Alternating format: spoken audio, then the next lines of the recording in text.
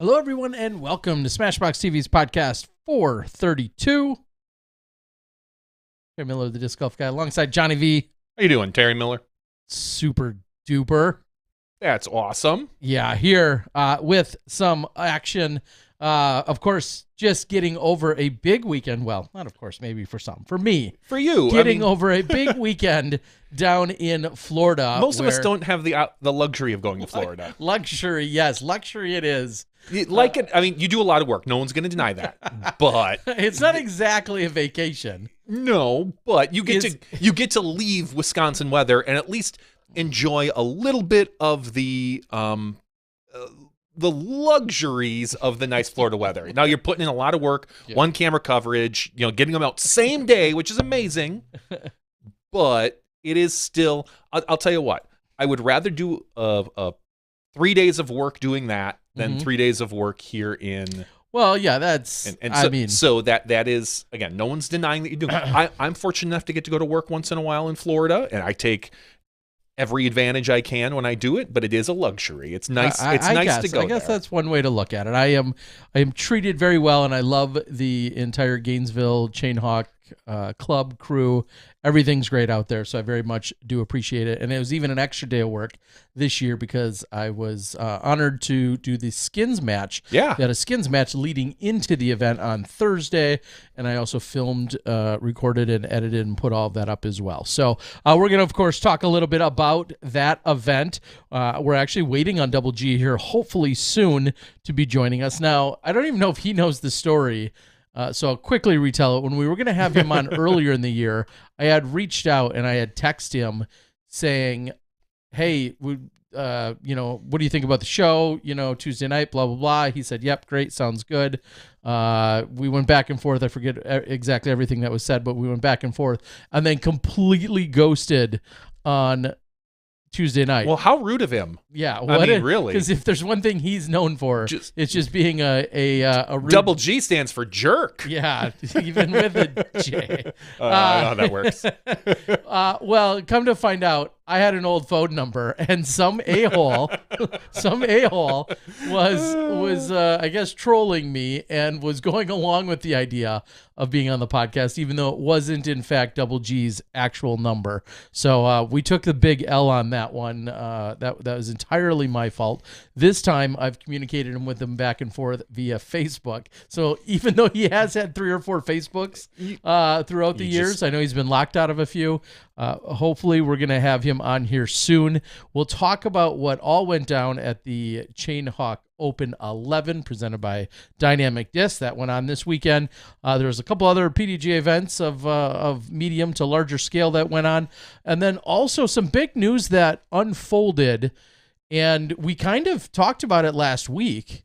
And ultimately it comes to fruition with Callie McMorran talking about heading up, for lack of a better analogy, we'll say, is she the Jeff Spring now of the Masters Tour that now exists? So she is, in my opinion, the tour director. We'll look for some official titling and we'll see where she falls on that analogy or that comparison. But right now, she seems to be taking on the main leadership role and being in charge of that. We're going to talk with her tonight. I got a lot of questions. I do too. And she's like, well, I was on PDGA radio.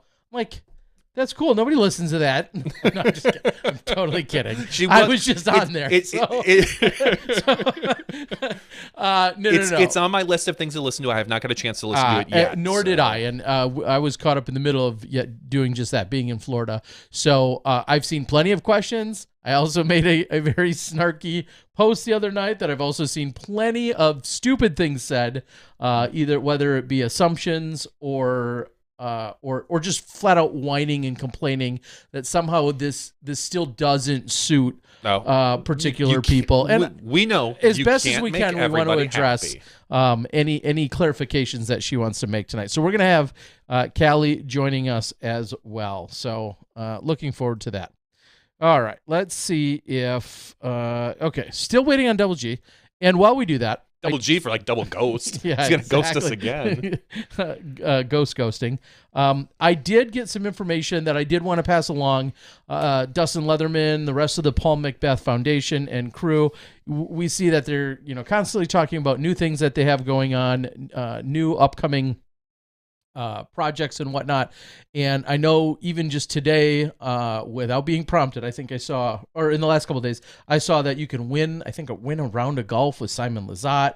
They're working on all sorts of stuff, but I want to give you a few quick specifics here that right now, that if you go to, this is a link I'm going to put in the chat. It's out here off the Paul Macbeth Foundation website, but it says that there are 24 items that are available. This supports current and upcoming projects. There's great experiences and game user items. So the things there's like a round with Simon Lizotte. Exactly. Yep. An original grip bag. It says also that we have a team. This is the Paul Macbeth Foundation has a team leaving for Uganda tomorrow with Missy Gannon and Chandler Fry. So that's one of the next projects that is being worked on very soon, as in tomorrow. Next project is listed as Madrid, is another place where they're looking to do a course. And a big shout out to all the players and companies who are supporting the auctions. Bidding ends Sunday night. And I'm going to put a link right here that should let me post it. I've officially put a link right there, and when we click on that, you go to it. It talks about the year-end auction. They're hoping to raise $15,000. They're already at $9,400, and I think they're even putting up some additional incentives for tonight. Holy cow! So private round with Simon Lizotte at Maple Hill so far has 10 bids, and it's up to $2,650. So pretty cool. Grip bags, the Avery Jenkins experience. Well, I'm going to click on that. I got to see what $800 might get me. Well, yeah, what is the Avery Jenkins experience? Let's because I've hung out with Avery a few times, so I've gotten the Avery Did you experience. have to pay him $800? No, he gives you a discount? He gives me a discount, but not much. You get to play in Oklahoma at the Moccasin Creek Disc Golf Course, along with 3 friends. The lodge at Taylor Ranch is home to 2 tournament-level golf courses, so on and so forth. So that's listed within there. Currently, that sits at $800. Fishing experience with Adam Hammis and Tyler's Reel. Fishing. So that's pretty cool. Calvin Heimberg, Dylan Cease stuff is on there. 2023 Dynamic Disc Open Tournament experience. A pack of 6 Luna, 6x6 Lunas. Yeah, there's a ton of pretty the awesome D-Glow things. Experience, VIP Tour experience for the Disc Golf Pro Tour, Die Disc. There's a ton of really cool stuff out here. I think I said earlier, 24 different things. And then there was one more note that I'm going to quick mention here. For every $200 added to the total bids during the show, they'll give away an item of choice from our store to listeners. So they're currently at $9,500, and the goal is to get to $15K. So if you guys go out and bid it all up. Hope that somebody else will outbid you. No, bid it all up. And the more you guys and people bid up during the show tonight, they're going to actually give away stuff through our show. That sounds like a win-win for everybody. All right. Yes, it's a free year subscription to the Avery Jenkins OnlyFans account. And that is... that's valuable in and of itself. Yeah. Where do I start bidding on that action? Okay. Let me... click over here. So what we're going to do is we're going to lead off with a few of the details from the Chainhawk Open this weekend. Well, we'll gloss over the MPO action, but we saw that ultimately there was 264 players in attendance this weekend. 35 in the open division. We'll come back to them. But in FPO, there ended up being 11 women, which I think is a little bit more than they've had in the past few years. When it was all said and done, through a great battle, I know it was very close actually throughout, and I'm going to have a little bit of footage from them. We saw Chloe Alice come out on top. She is your champion. Congratulations to her. She shot 4 under. Deanne Carey finished runner-up. And just behind her by a single stroke was Ellen Widboom. Ellen and Deanne, I think, jockeyed back and forth in positioning during that final round. But congrats. Those are your podium finishers there.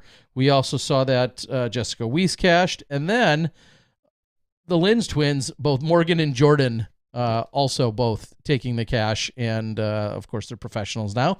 But taking the cash, both of them slipping into the cash. Is their plan to tour much more next year? I know they've kind of been... I didn't get a chance to actually catch up with them and their scheduling. Okay. But I know they're playing a ton. I think they have one more event this year. Obviously, we've seen them battling throughout for the last couple of years, and more of a force to be reckoned with every single weekend at these tournaments. It's crazy after all these tournaments that they continue to play. Mm-hmm. Rated 904 and 905. They are so dead even week in and week out, and then they always talk trash on social media to each other. I love it. Johnny McRae ultimately moved into the Pro Masters 40 and older this weekend. So for MP40, he ran away with it handedly with a 20 under, netting himself just a little over $1,000 for first place. And then last week's, this is incredible, last week's Patreon winner was at the tournament. Yeah, I saw your post. At the tournament, and he didn't even realize it. Somehow he wasn't caught up on listening to us. What? He's been a Patreon subscriber and supporter since 2017. He didn't even realize it just yet. And I said, I feel like we just called your name a few nights ago. And sure enough, we had. So Joseph Culp went on to finish second to Johnny McRae, which in some books probably feels a little bit like winning. That's all. Hey, I would take that as a win. Johnny, right? So Joseph Culp finished second. Thank you for your support, Joseph, and glad to hand off a disc to you to get you taken care of for your Patreon support. And then Alan Shute took third place. Pro Masters 50 and older, again, a great battle. Layman Gray ultimately came out on top. Dave Muntean Jr., who we know from Tallahassee, who works so hard, has put on a Silver Series event and such. Dave Muntean finishes second, and then Stephen Enlow finished third. Michael Montgomery, your MA1 champ. FA1, Kim Hatcher. Jason Culver, your MA40 champion. Eric Jenkins, who I also spoke to, MA50 champ. Pamela Dugas, FA50. Chuck Wilson Brunke. Good luck. MA55 champ. Melvin Roberts, MA60. Jim Carden, MA65. Luke Jacob, MA2. Hilmar Arias, or Halimar, sorry. If I could read, who I did meet briefly, your FA2 champion. Recreational Bradley Hendrick. Karina Dill in Rec Women, your champion. Joe Simmons in MA4. So congratulations to all of the competitors out there this weekend. Awesome to be down there. And I'm going to quickly, I'm not going to call it a soapbox. I'm going to just quickly say, like, there are times when I get to travel around and you see who puts on a tournament. I think to a couple weekends ago, I had the honor of TDing the cold turkey, and it's me and like the 17th time. Yeah, but it's me and like 4 or 5 people that ultimately put in the work and make it happen. Much smaller scale. To go to a tournament like the Chain Hawk Open and to see not only 264 competitors over the 3 days playing 2 different courses, but then to see the talk leading into the tournament about getting the course ready, having the basket set up, having all the assets on the course, getting all the, and this is very similar to what we'll say on a pro tour level, but this is what happens when you have a functional, healthy club. And I'll say it time and time again, I've always been jealous of really good, healthy, functioning clubs because not everywhere has them. No, I know Milwaukee for a long time had a great club, but it kind of went into disarray when a few of the elder members just stepped away, or there was some conflict between maybe some of the younger members and some of the older members. And Milwaukee, for the last few years, hasn't really had a strong presence for a club. So it's something I feel like our area is really missing out on versus a place, like you said, like in Florida, where You've got the Sky Flyers that have been around forever. Sky Pilots. Sky Pilots. Sorry, thank you. And at one point, which I believe I was a member even. I think we were. I think we signed up to be a member back in the late 90s. And so to have a club like that it's difficult. It's truly a difficult thing to keep a club like that going for long term, especially through all the changes that we've seen in disc golf. Because as we know, a club even 10 years ago has to be way different than a club today, depending on what you're trying to accomplish. Are you trying to accomplish large major tournaments? Are you trying to accomplish just great leagues? Are you trying to accomplish getting courses in the ground in your area? Every league has to probably focus, or every club probably has to focus maybe a slightly different things. If you're lucky and you've got a big enough club, maybe you can focus on all of those things. Not a lot of people have that. Yeah, and we know sometimes a club will maybe disband or fall apart because there will be some different initiatives. Some leaders may not see eye to eye, or whatever the case might be. Of course, all of those things can happen. But when the event gets put on and the overall greater good of the community and of the disc golfers and the disc golf at large is what benefits from everybody, cohesively working together, at least outwardly working together. It's really cool to see. And again, I'm not saying a club has to be in place for every good or successful event. By no means, it doesn't have to happen. But when you go to an area and you see this healthy club doing that kind of work, it's I don't know. There's something about it. It's like great. I said, not only makes me a little jealous, but it just warms my heart. Like, wow, this is what it's like. Like having all these people having assigned roles and tasks, whether they ran for a board position or they just stepped up and volunteer. It's pretty cool. And of course, we see something like that when we talk about a huge place like Charlotte. I mean, there's hundreds There's a of lot great of clubs, great so I'm not going to try and name them all, but it's pretty incredible to see for sure. What I'm also seeing is one of the Gainesville's finest, or an OG Double G. It looks like he's getting himself all queued up, and I think without further ado, we've got none other than our Chain Hawk Open champion, Double G, Garrett Gurthie. Hey, buddy, how you doing? All right, dinner ran a little late. Sorry, guys. All good, all good. I quickly told the story, which I don't think I told you, was that last time when I was trying to have you on, I was texting with someone. I was texting you. And then I was like, yeah, Tuesday night, we'll see you there. You're like, yep, sounds great, blah, blah, blah. Just to find out that wasn't your current number. And somebody was just like playing along with it. And I was totally pissed off about it because I thought you flaked on us, when just to find out that wasn't your real phone number. That was an old one or something.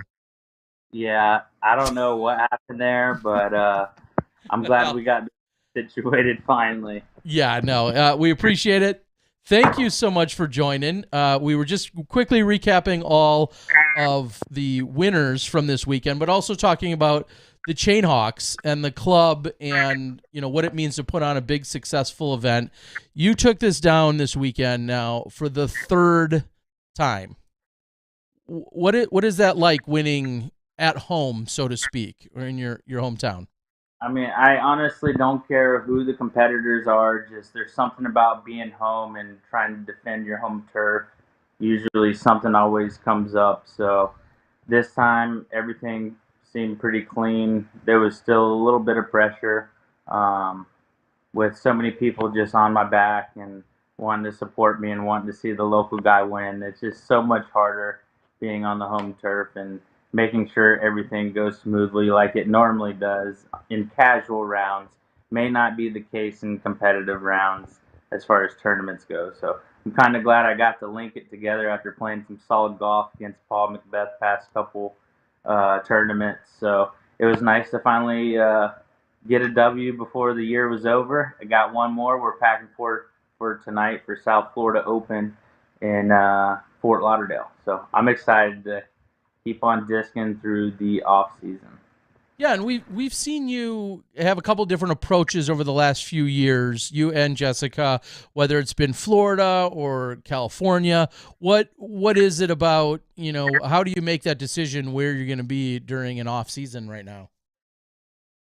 It all just kind of depends on which family we've seen last for longer. We kind of try to distribute the time evenly between families, and Currently, with me looking for property in Florida, that was our time vested this off season is to kind of look for some property.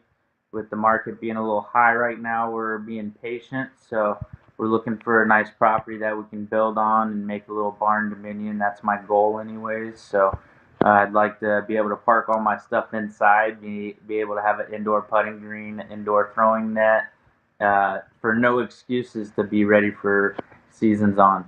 So you're looking for one of the barn dominiums. That's kind of the general idea. I know that's the hot new house thing where it's a big wide open concept, and then you can really do what you want with it depending on the land, huh? Yeah, I kind of like that idea. I just like more of open space where we can store stuff because we gather a lot of things. Almost, if you think about it, we're on the road. Each day we acquire maybe something to go in either the trailer or the truck, which I'm not proud of per se. But now that we have a puppy, it's the family's expanding, So I want to be able to have a little bit of land for her to be able to run inside too whenever there's rainy days, because there's sure enough rainy days here in Florida. Yeah. I mean, from 3 to 4 o'clock every day, right? At least for like a half hour or something. It feels like. True. We can ask Terry. The weather was quite nice here in Gainesville, Florida. We had a bit of a talk about it. Yeah, it was. It was a touch on the humid side, which I think we should expect, but it's somehow every bit of precipitation held off all weekend until we were like pulling out of the parking lot, and then there was a little drizzle on Sunday night, and it's like, I'm out of here. It turned out perfect. That's nice Florida's way to get rid of you. Yeah, I'm okay with that. It was overcast, but yet perfect throughout the weekend. So, do you have again? Well, I guess you don't have an address for it anyway, so we're not doxing you. Where, like, what section of Florida? I mean, we just saw Paul Macbeth and Hannah move up to Jacksonville area. What section of Florida are you looking to be in? I'm looking in the north central Florida area, which is just a little bit on the outskirts of Gainesville.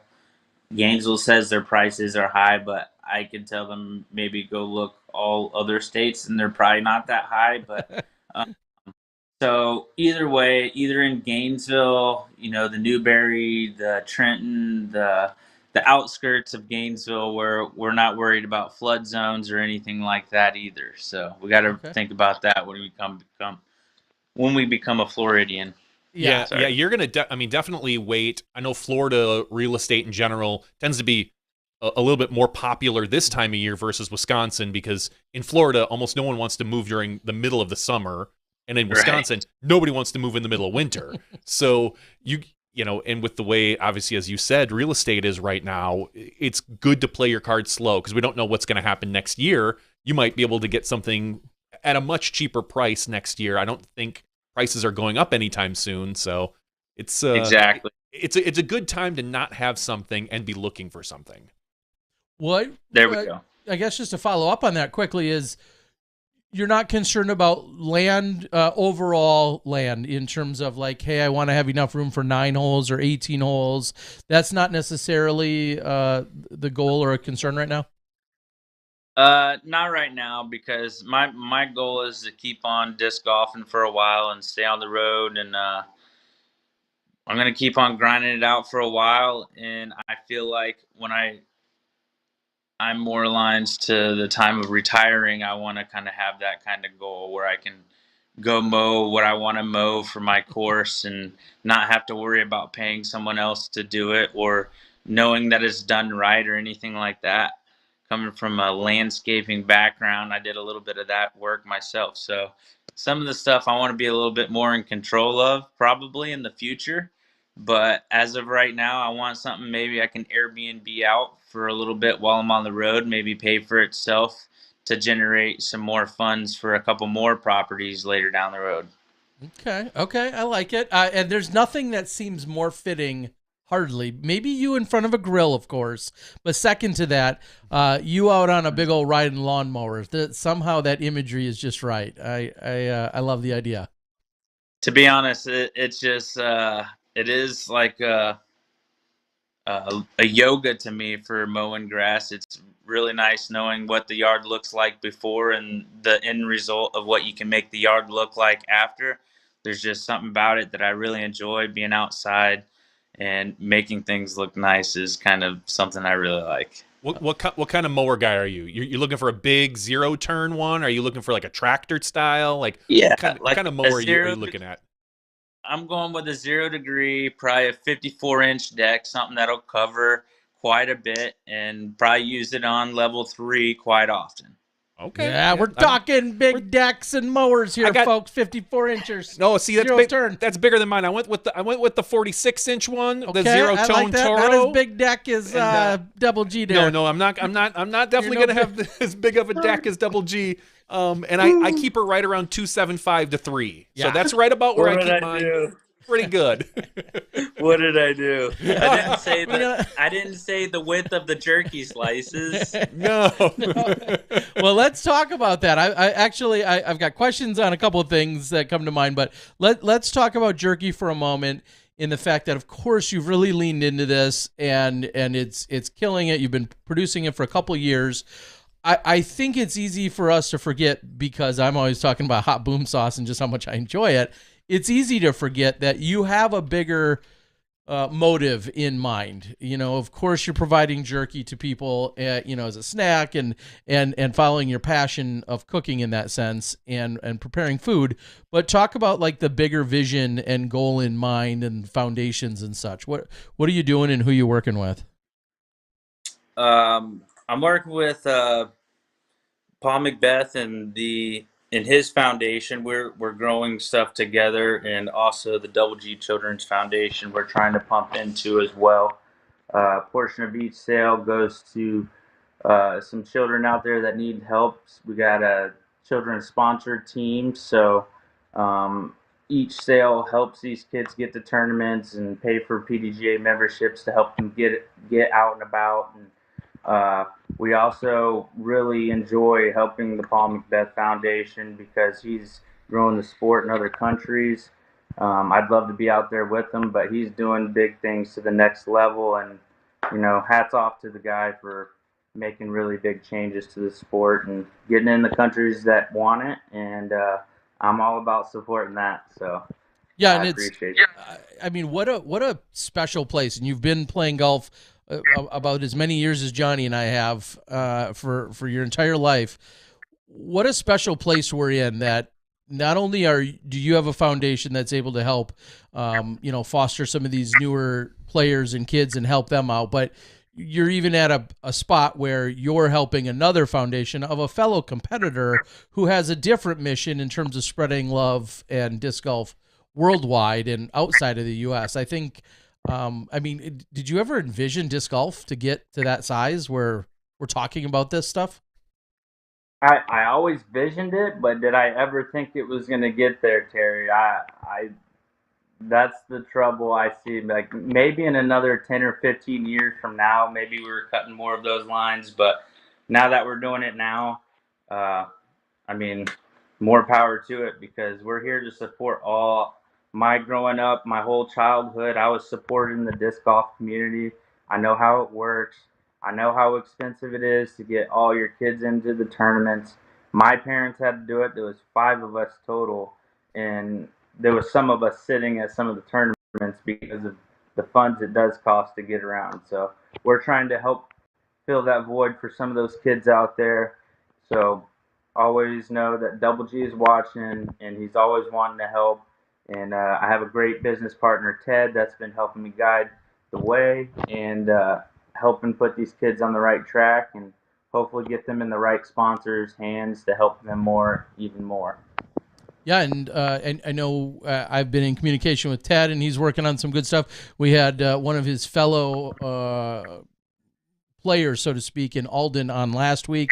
Obviously, super great guy. He announced his contract extension with Prodigy.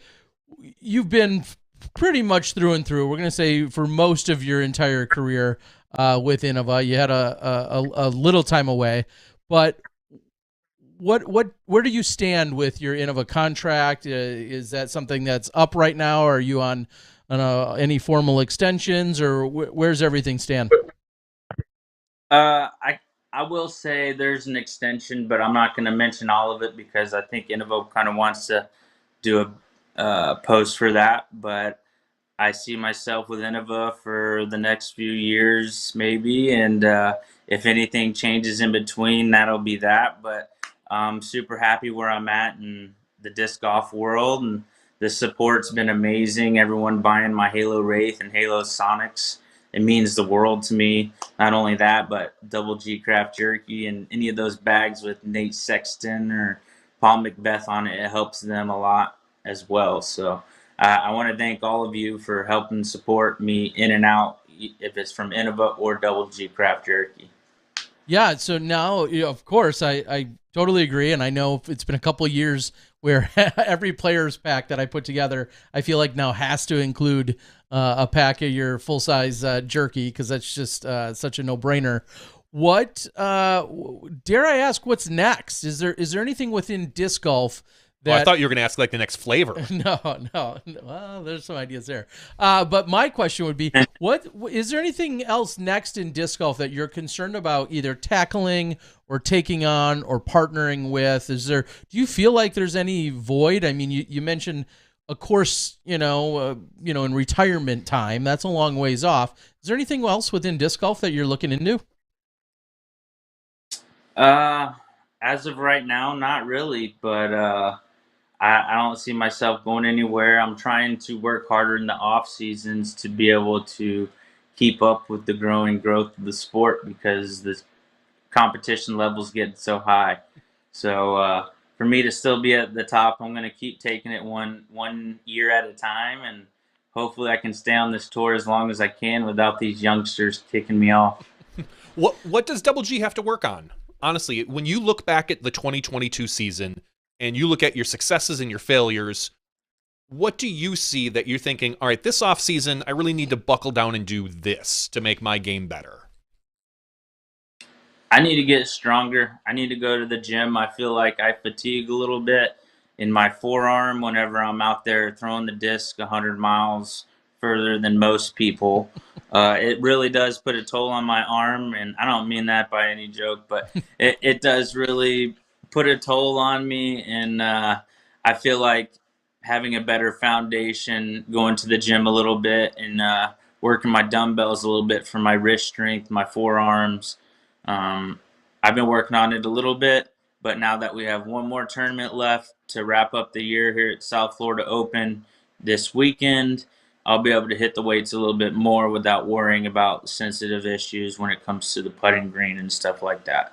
So I feel like, from my personal experience, when I lift weights, I have really, I would say, a bigger problem of trying to get the disc in the basket when it's closer range after pumping some iron. I don't know. That's just Those discs feel just like a little lighter.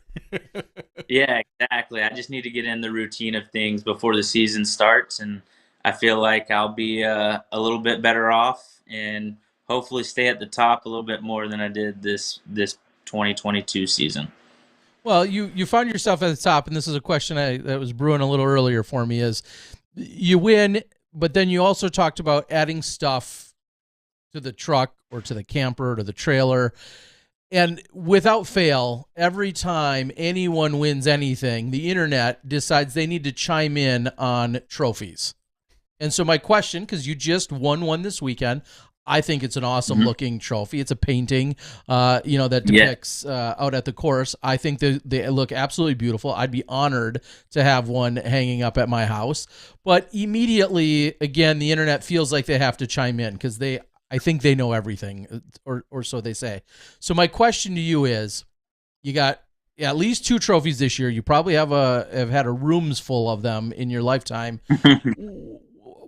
Where's the value that you place on them? And how much do they mean to you in terms of a third place trophy versus a first place trophy? And what kind of price point should tournament directors be thinking about if they are pricing out trophies? I know that's kind of a big question.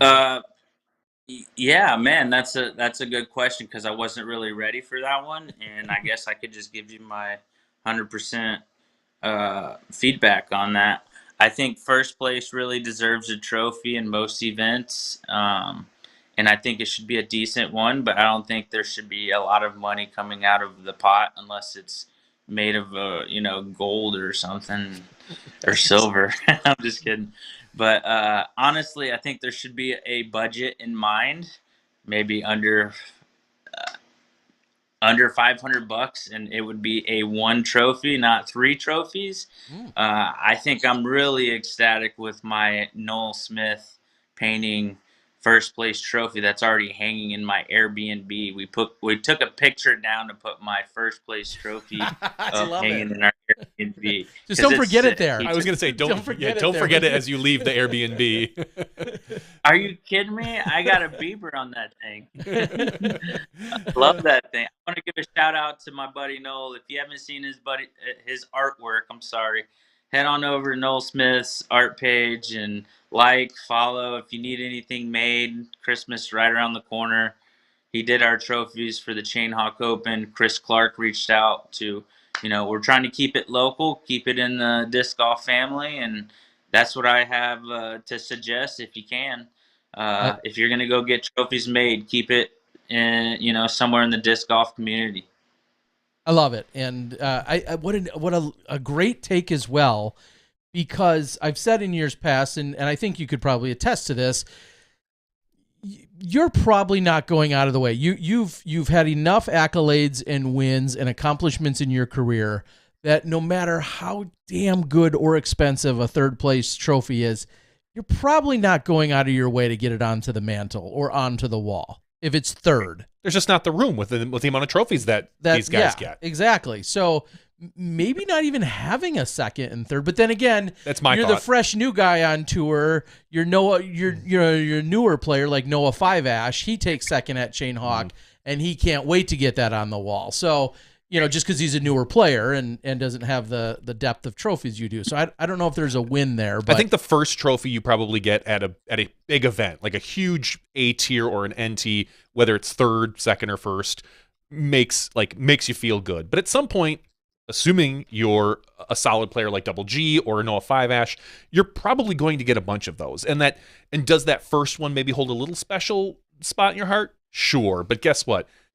Any first place trophy is going to knock that third place trophy off, even if it was your first one. And I'm with Double G. I think just first place trophies. I think dump for anything A tier and above. For the most part, dump second and third, especially for elite. A tier, those are a little bit more regional. I could see having a second and third because you might get your more regional players that don't get to. I would love to have a second place trophy behind Double G's first place. I would have Double G sign my second place trophy and be like, yeah, I beat him right here. Still beat you, sucker. Still beat you. But, for an elite series event, first place only. Done. Huh. Okay. Well, anyway, like I said, you're a guy that has collected them. And then I always do bring up the point you just said about stuff in your van, stuff in your RV, in your van, in your trailer, whatever.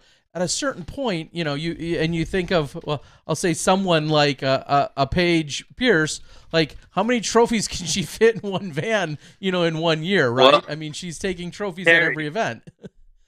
There was 4 of us boys competing growing up. Imagine all of the second, third, fourth, whenever they have like 5th trophies. And they all look like dolls, like on top. They had like an ultimate frisbee. Yep. I got a few of those. Sorry. But yeah, like my dad gathered a whole box of those and he had no clue what to do with them. Like, what, do I take these to storage or these aren't going to gain value? I'm sorry, kids. They're second, third, fourth places. We're taking them to Goodwill. You pop off the little plaque part, and then just get the little tiny placard, thing you put on there, the placard, and then you just keep that. And you make a rack of them or something, and the rest of them you give away. But come on, well, yeah, right for after... your family. I mean, you guys all competed. You were always taking trophies. At some point, it becomes a weapon in the car with you kids. Like, I bet you I can poke you with mine more than you. Oh, trust me, I know. Yeah. Yeah, I think about coming back from the Tour Championships. I was coming from Oregon, crossed paths with Silva and Kristen in Chicago, and she literally had just bags and bags of trophies that she was bringing back with her. Now, again, almost all of hers were first place, but she had all these bags and bags of trophies that she had to bring back to Estonia. I'm like, those are world champ problems. Not everyone's got those. Yeah, that's for sure. That's a good problem to have. Yeah, exactly. So 2023 is right around the corner. You talked about, of course, this weekend, South Florida is kind of your last one. Then you're going to be hitting the gym and doing some various things. Is there anything out of the ordinary that's scheduled for 2023? Is there anything that you've looked at on your calendar and you're like, this might shock a few people? Is there anything like that, or is 2023 kind of what we would expect? Probably kind of what you expect. Maybe get out of the country. Okay. Maybe people not expecting that because they've been wanting me to for years since I went to Copenhagen back in the day. So I did sign up for the Disc Golf Pro Tour Pass for all the Elite Pluses and Silver Series. So if y'all are listening right now and y'all are a fan, I'll be there, and can't wait to see you guys. And I should have some jerky with me. So if not, find Terry. He'll probably have some in his back pocket. No, it'll be gone. I'll just have an empty bag. Make it smell the bag then, maybe. if I'm doing it right. 22. Okay, so thinking about events. Oh, that was my question. Sorry. What is your scenario? And I know every player's a little bit different. How do the tour passes work in terms of your sponsorship? Is that something you go out and you put on your credit card and then Innova or a primary sponsor pays you back? Is that something that they usually purchase for people? And I know everyone on a different team might do it a little differently. Can you share how it works for you? Personally, I just kind of pay for it, and I email it in, and I tell them, like, hey, I give them a breakdown of what I did. Okay. And what they pay me back, I kind of forget and lose track, but I know most of my stuff's paid for. So on a lighter note, I know I'm taken care of nicely by any of my sponsors that take care of most of that. So there's no problem on my end on that side, but like I said, I just try to get it done, and then we'll worry about it later kind of guy. That's just me. Dave's not checking receipts. This one? McDonald's? I don't think we're paying for that.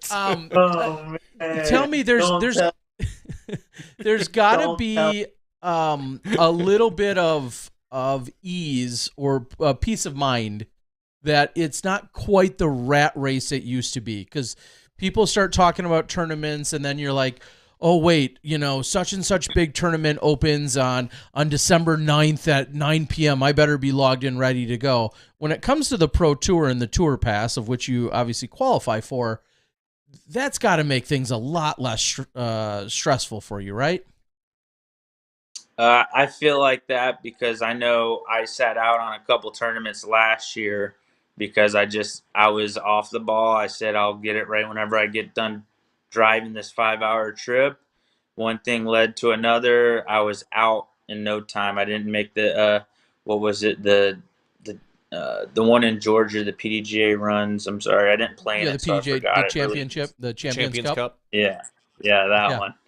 I really wanted to play that one. I did get to play the skins match before. I got to win like $1,000 before, so it was kind of a bonus being able to sit that one out for the rest of the week. So I'm looking forward to that one next year for the one I missed. So that's just an example of how hard it can be without signing up for some of these tournaments and knowing some of the dates that come out.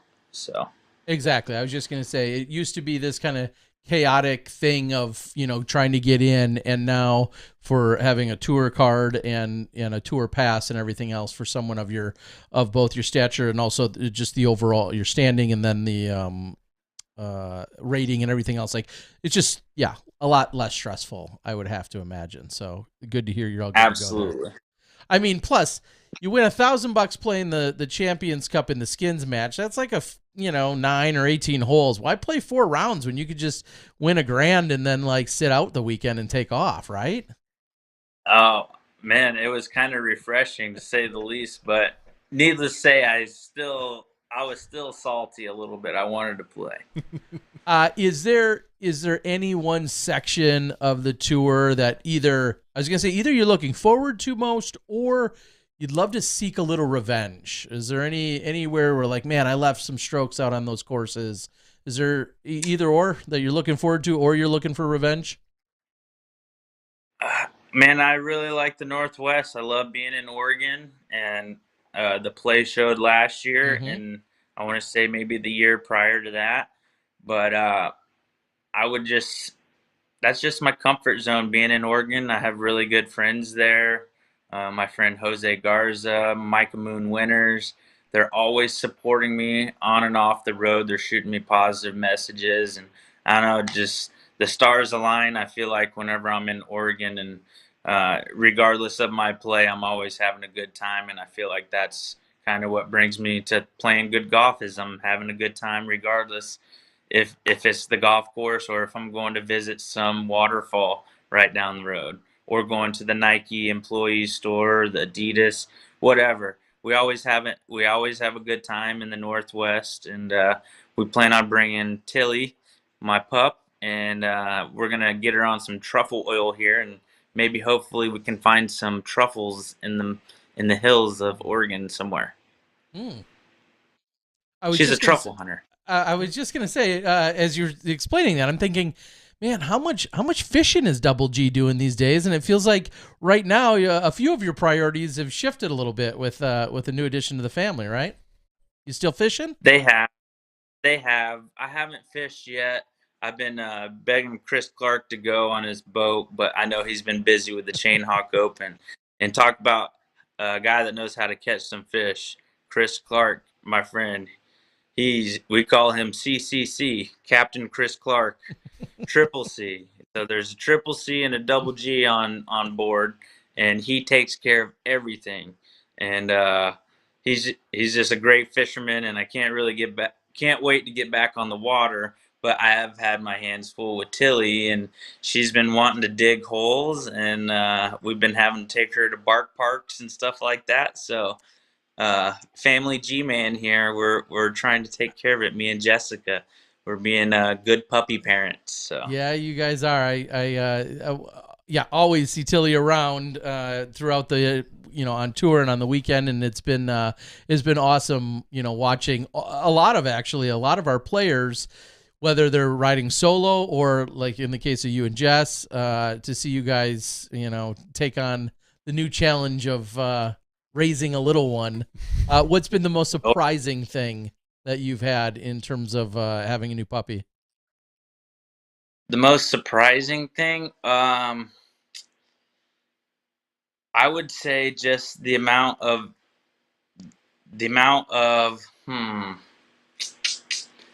time it really does take to put the dog in front of other things. You kind of got to choose your battles. So it's Okay. like no going shopping to the mall for long. If we're going in for like 15 minutes, and one of us is running out. So our priorities are a little bit more in order, and we're walking more and staying a little bit more healthy on that side. Whereas compared to spending a lot more money when we were shopping a lot more when we didn't have an animal. So Okay. Upsides, Yeah, right? Upsides yeah. of puppies. You didn't even know that yeah. would be an upside at first, which is awesome to hear. Anything else you want to share with us, Double G? We're gonna let you get going. We know it's getting late here out there. You're on the East Coast. Anything you want to share with the world? Initiatives, projects, sponsors, ways they can support you. Share it all with us.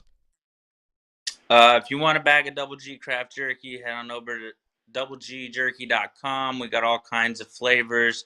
Ted's been doing me right, keeping the site fixed up and everything. So I want to give a shout out to Ted for doing all that. I got some sponsors in the work for this year coming up, 2023. I don't want to say them all yet.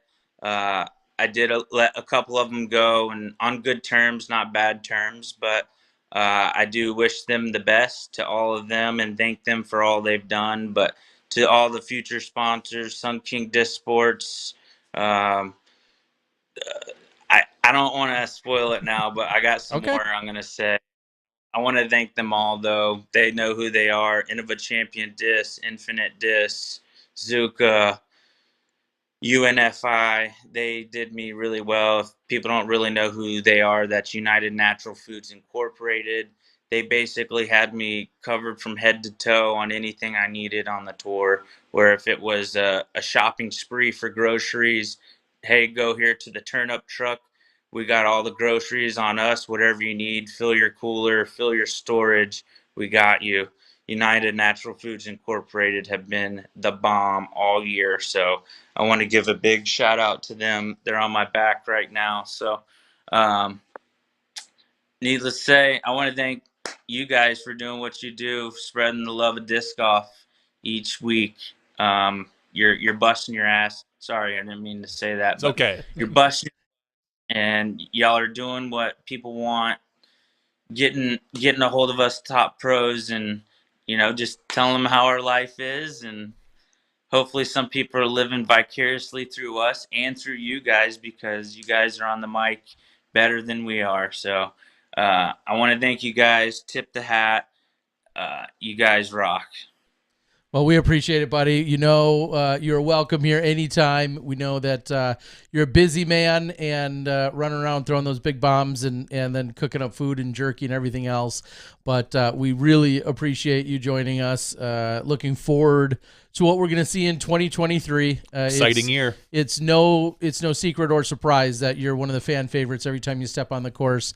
Very infectious personality and great to be around. And it's awesome to see the win this weekend. But more importantly, great to see you, the way you get to interact and to be with everyone out on the course. And there's a reason thousands and thousands of people, tens of thousands of people are always out there rooting for you no matter where you're playing. So it's well-deserved and certainly well-earned. And we very much appreciate you joining us tonight, my man. Thank you, guys. Sounds like I owe you guys a dinner sometime. Don't worry about it. It'll be on Terry. Yeah, well, one way or another. And real quick, I'll get a plug in there. We're going to have some Double G jerky giveaways. I did talk to Ted just before the show, and he said he wants to jump in on a couple giveaways. So I'm going to orchestrate something here tonight so that we can have a few extra giveaways. Thanks to you guys. Thanks to your support there, Double G and the jerky family. So, all right, man, you go get some rest. Best of luck to you in South Florida, you and Jess this weekend. Give our best to Jess. And best of luck to you guys, and looking forward to seeing you in early 2023, my friend. All right, I can't wait. You guys be safe and have a happy 2023. All right, awesome. pal. We'll Thanks, see you then. Double G. See ya. And I didn't. Of course, we just let him go. I didn't even ask him for my disc in a box plug. Double G picked up a couple hundred more shipping boxes this last weekend. I'm like, what a good problem to have. First of all, I'm glad to help him out that he can have these boxes to ship in. But I'm like, if you're going through that many boxes, it means you're moving some product. Of course he is. Everybody wants to get in on that. Everybody needs a Sonic. Or two. Mm-hmm. At least. I mean, probably two, because you want one to play catch with the dog. Yep. And then you need one just to play catch with, probably with your friends, and then one to bag at least. Yep. So you probably need 3 Sonics. Probably. I mean, and then while you're at it, just get yourself a Halo Wraith as well. That's right. That's the only way you can throw as far as Double G. Yes, that's that is the way to do it. All right, I'm going to shoot a message over to Callie. One Callie McMorrin. I'm excited to talk to Callie about the new Masters Tour and make sure she's reserving our spots. Yes, because that's what people want to see. That's right. Is 2 washed up old men. Yeah, a couple of us hacks out there. I mean, listen, I'm gonna run that MA40 division. No, you're not. I'm still not even gonna do that. No. No.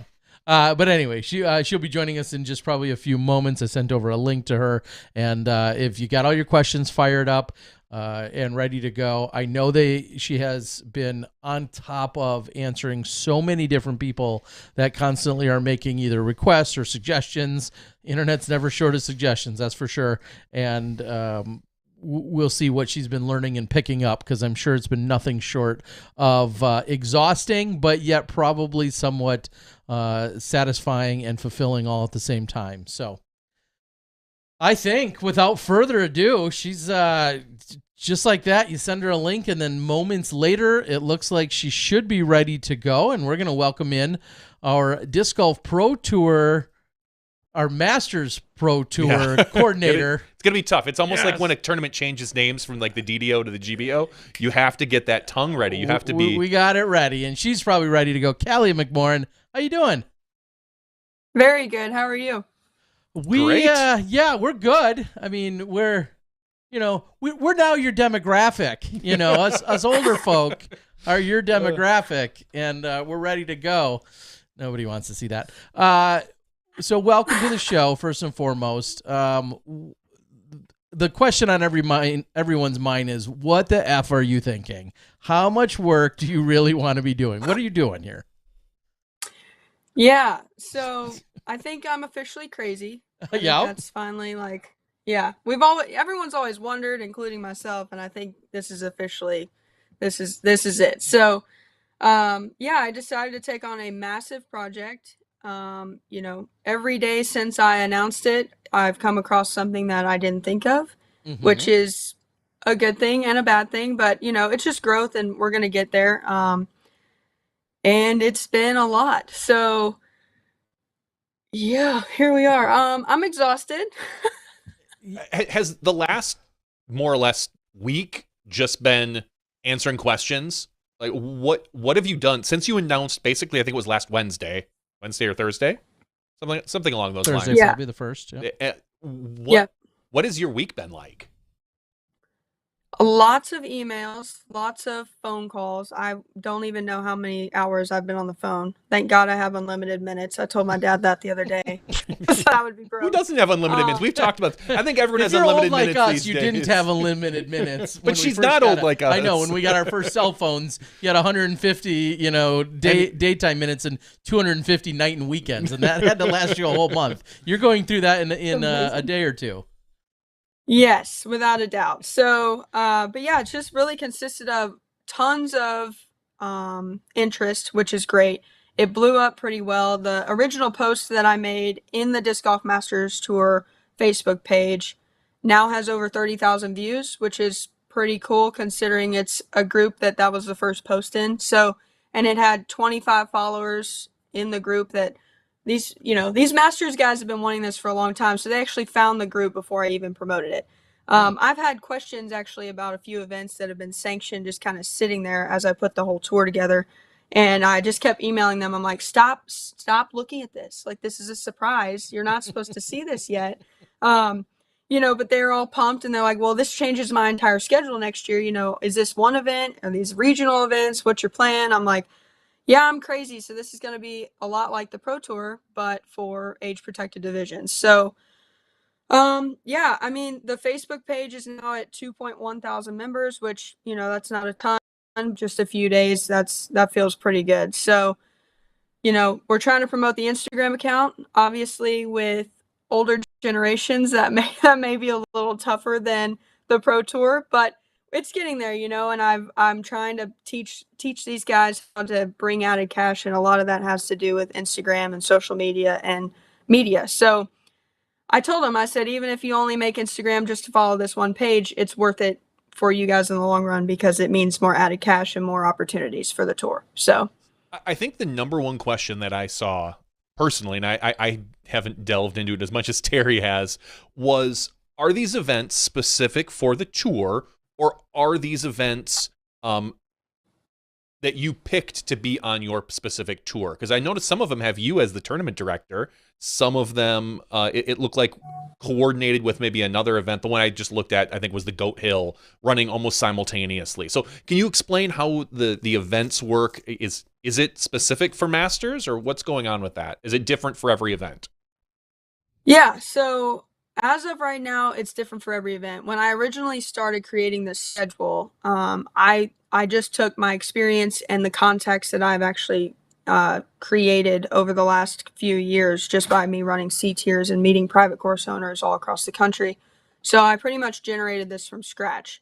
It actually worked out pretty well with Alan Risley so far because, he's the man in San Diego. He's the Goat Hill man, so and I know the venue. it's a huge track, but they have golf carts, so that's a huge perk. So I thought of it immediately. It's right before Vegas, and my schedule, I was trying to get it in there 2 weeks before Vegas.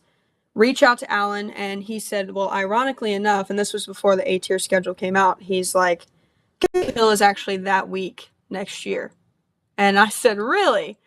So, this year it was about mid-season. Ricky ended up winning it. It was the same time as 303. Well, they didn't want those competing at this point, which is smart. Colorado needs some love. And, it's a lot more convenient to get out to California, in my opinion, because you're not going to Southern California unless you were going to Goat Hill. So it makes sense. Alan is an amazing tournament director. I immediately thought, as soon as he said that, I said, well, it was worth a shot. And he's like, whoa, whoa, whoa. He's like, this caters to me, I want to be a part of this. So he's like, I wasn't saying no, I think we should work this together and we can work this out. And so we added Reedy Creek, which is another amazing venue that hasn't had much exposure, but it's about 30 minutes from Goat Hill, another ball golf course that is under new management actually, and they are very disc golf motivated. So most of their income, I believe, is actually generated through disc golf. So that's pretty cool. Now, and maybe that kind of touches on one of the key components that I've seen, and it makes perfect sense in terms of just sheer numbers. All of your events on this tour, you're looking to have at least 2 courses available. And is that just a purely participation thing, so you can get to, have a field of 288 or more, or whatever the magic numbers are for you? Is that what's driving that bus? And will the players always then play 2 different courses, or do you just want 2 available for the event? Correct. So with that, we want 288 spots because the PDGA, the lovely PDGA, and I do mean that sincerely, but they've decided to add 8 more age-protected divisions next year. And this is very different. This is a whole different monster than the Pro Tour, because the Pro Tour is dealing with 2 divisions. Mm-hmm. If we actually catered to all the age-protected divisions, and I keep saying we, it's literally me and Milo. So my puppy and I are catering to everybody. But it's actually 32 divisions when you break it all down, which is absolutely insane. And, that starts with 40s and then 50s, 55, 60s, 65, 70, 75, 80. So they just added 75 and 80 for, men and women, pro and amateur. So now you have 4 divisions to each one of those categories. So that's when you get to 32. And part of the discussion is with other tournament directors. I talked to Jeff Jacquat earlier. We're trying to partner for LVC. Obviously, it's one of the few Pro Tour events that actually cater to Masters that same weekend, which is really cool. Amazing venue. And he reached out to me. I want to work with him. But I asked him, I said, does it benefit the players to have those, divided up age protected divisions like 55, 65, 75? Is it more beneficial to do that for the handful of people that helps? Or is it more beneficial for those first few years to just have better payouts? And I'm currently leaning towards the better payouts. So I think I'm going to set the 40s, 50s, 60s, 70s, 80s. And not do those in-between divisions. Now, that may create an issue for Worlds and Tim Selinsky, because obviously those are majors and they are going to cater to all those divisions. So it's not going to make everybody happy. That's the hard part of doing this, right? You have to pick and choose your battles. Mm-hmm. And just to get started, the trophy expenses alone to add all of those other divisions take away from the event. And there's going to be some people upset with that. And I know that. But I've been talking to other tournament directors that it's not their first rodeo, and they agree with what I'm thinking. And so I think that's how we're going to proceed. Yeah. And Sam just said it on the board, which was something I was thinking too, is like all those trophies. And then we just had a conversation about the importance or not of trophies with Double G a few minutes ago, and thinking about what that looks like in terms of, just being able to, you're not going to have to carry them with you necessarily, but being able to order and then have the right amount. Because I've said it before, the worst feeling in the world as a tournament director is to have a trophy and then not even have a person to hand it to because you've ordered too many, and then you order too few, and then a lot of people show up and you're like, oh, I'm sorry. yeah, been there, done all of that. So yeah, you lose, right? It's a tough one to win. And the next thing is, and this is something that would be great to ask the Masters players, is what do you guys want for trophies? Because do you want something that you can use? I mean, I've thought about doing like big glass mugs where you can show it off, you can put a beverage in there, and after the event you guys can all cheers. Is that something you want? Do you not value a trophy? Would you rather have a bigger payout in the AM divisions? Would you, I don't know.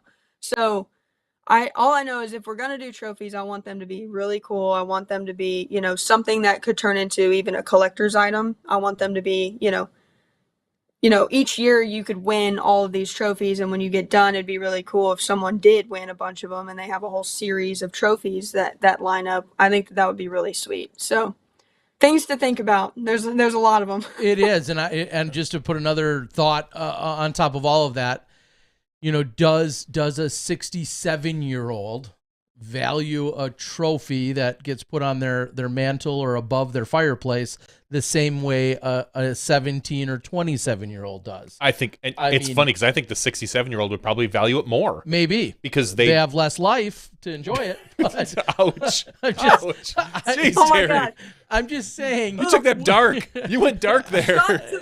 My point is, you talk to enough people at certain ages, and you think about birthdays and Christmases when they're like, we don't need anything. We don't need another damn thing in our house, no matter what it is. We want nothing else. And that's in a semi-serious way, though. That's what I think about even trophies. Like, it's. Yeah, you're right. There's no winning, no matter how you look at it, because everybody has a slightly different agenda and priority. And definitely. So, let's talk a little bit about the tour and maybe the avenue that I am most familiar with as far as media coverage. Like, what are you looking for? Because one of obviously the things that the Masters tour, or the Masters in general, have been talking about is coverage for them, like a little bit more spotlight. Let's focus on some of the guys that helped bring the sport to where it's at now. What type of coverage as far as post-production, live, like what are you looking at right now for this? Yeah, so I've been in communication with Ace Run Pro. If you don't know who they are, they're amazing. Conrad and Felix, they're out of the Atlanta area. And they're usually on our board somewhere. Yes. Awesome guys, down to earth. They do a good job. They're really good at post-production coverage. And, they're a newer company, which I like. I started a small business, and so I value that, right? I want to take people with me on this journey, and I want to make them bigger. So, and I'm looking at that in many ways, who's going to make the trophies, who's going to do the media, I want to take a crew and start them from the ground up, and we could grow this thing together where everyone could potentially be on the tour someday. But yeah, as far as media, it's expensive, and we need sponsors. And I've spent the last 3 days doing nothing but reaching out to companies and sending emails and leaving voicemails and doing the due diligence that it takes to try to get, cash flow. And just a very basic number from Ace Run Pro, in case anyone's wondering, but to film the entire tour, which would be all the B tier events, you're looking at about $85,000. And that's a lot of money, and I don't have that money. So we've got to come up with it. And this is where, and I actually just posted in the page, I'm like, this is where it's going to show how much you guys really value media, because within your local clubs, I'm talking to private venues, because if that private course really values media coverage, maybe they'll do their own sponsorship and try to get that money raised, because I have enough on my plate as it is to try to figure out. And of course I would love media, but how many people are actually going to watch it? I mean, that's another thing. If we do spend the money to film it, I need proof that people are going to care about it and share it and view it. And that's tough, because it's a huge experiment. And that's where I'm running into brick walls with some sponsors, because they're like, well, Masters. And I'm like, yeah, but they're still AMs, and I think this will be even more successful than even an NADGT, because these are people that they aren't just starting careers. They aren't just buying homes. They aren't trying to build a family. These are people that are they're, through that era for the most part, and now they're ready to prep for retirement or are already in retirement. They have their finances in place to be able to pick everything up and potentially jump on tour. And that's not for everybody, obviously, but that's why I'm trying to bring in regional events. And, there's been talk of, should we do regional points? Would that be more fair for the people that can't, tour? I don't know. But yeah, going back to media, it's expensive. Do I want it? Yes. The finale will be filmed. That's coming out of my pocket. That's going to be about $8,000. I'm obviously hoping to have a sponsorship by then to cover that.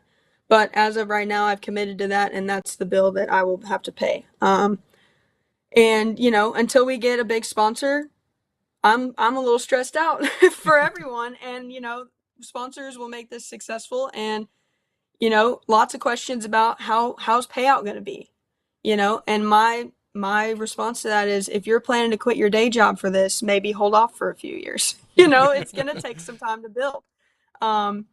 And, the Pro Tour was the same way. A lot of people don't remember when Steve Dodge had this thing and he was trying to build this thing from scratch, and he didn't have the contacts, and the game wasn't where it needed to be for this to thrive, unlike it is now. So it's tough. I feel for Steve, because I feel like I am Steve, but instead I've bit off 32 divisions instead of 2 divisions because I'm crazy. But I think the money will come. I think getting that first one to commit, that first sponsor to get them in the door, will really set the tone for making it easier, and I'm talking to these people. I'm like, if you're hesitant, why? Is it something we can fix? Is it what doubts do you have? Because I'm a salesperson. I can sell you on anything. So, you just tell me what we're missing and I'll figure it out. So, but yeah, it's a lot, and one day at a time. And I think, as you said, I think seeing where venues and events value media coverage, or you said something of that nature. I think in another line that you said was talking about, will people watch? And I think that is probably the biggest test that's here, because we often hear, man, we'd love to see a Kenny and a Barry and a Brian Schweber, whomever, insert your favorite local or even superstar pro of yesteryear, who have now moved into age-protected divisions. Johnny McRae obviously can play a number of different divisions and dominate. Yes. And your Patrick Browns and so on and so forth. Steve Rico, those types. A lot of people have said that, and I think your question is very valid. How many people are now going to watch it? Are they going to put their eyes where their mouth has been, so to speak, and say, hey, yeah, this looks like a great Masters card. I'm going to sit and watch this. I'm excited to see that as well. And you're kind of chasing your own tail in that sense, because you want sponsors so that you can have media coverage, but media coverage will also can potentially help generate sponsors. So it's like you're, Definitely. What I mean? Yeah, in a sense, you're chasing your tail, and there's not a great starting or ending point to that. They work in, concurrently or congruently. I don't know, some word like that. One of those. It's something like that. I just make up words. So I'm excited to see it, and it's all got to start somewhere, clearly. And, the fact that you even, like you said, crazy enough to take it on is incredible. I want to read a few things that I believe you I think you've posted. Requirements, because I know a lot of people keep saying, hey, man, like, you should have a tournament here, and then have absolutely just no bearing other than that's their favorite course. Like, no other forethought other than saying that. So here's something that was posted. Yeah. It says, requirement to be added to the DGMT for 2023, a minimum of 2 courses, a minimum of $3,000 added cash, $5 per player goes to the finale, players party / events for players, a minimum of 288 master spots, a venue that has adequate parking and warm-up areas, and then must-have hotels / Airbnb / condos in the area to house players, a 3-day event, 1 round tee times each day. So with all of that, and of course those aren't the only requirements, those I think are the starting points. Are any of those bendable? Do you have any exceptions? Is there, is there a way that people are trying to circumvent, or is this the absolute starting point for every single event? Like, this should be posted on their face. Yeah, so to be quite honest with you, I released that because my schedule's pretty full. Like, Okay. Because what people don't realize, we've got the Texas boys who have been screaming at me since I released this about how they want an event. And of course, I want to have Texas on the schedule. I'd love to have NorCal on the schedule.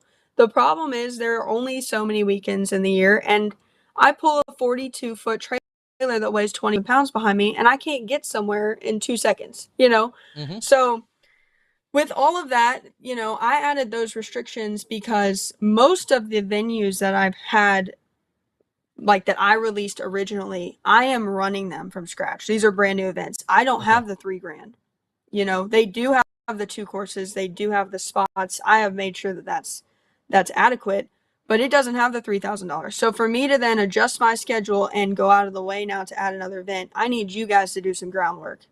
Otherwise, it's not happening. Sure. And that sounds harsh and mean, but there's only so many weekends, and I can only do so much. We're looking at, I think, 22 events now, which is wild. Okay. And luckily, we're looking at Mid-America Open, which hasn't been announced yet. We're hoping to partner with their A-tier side of the Silver Series. That's the weekend after.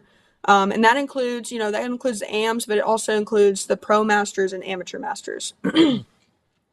Obviously, those types of events where they're Silver Series are really easy to work with.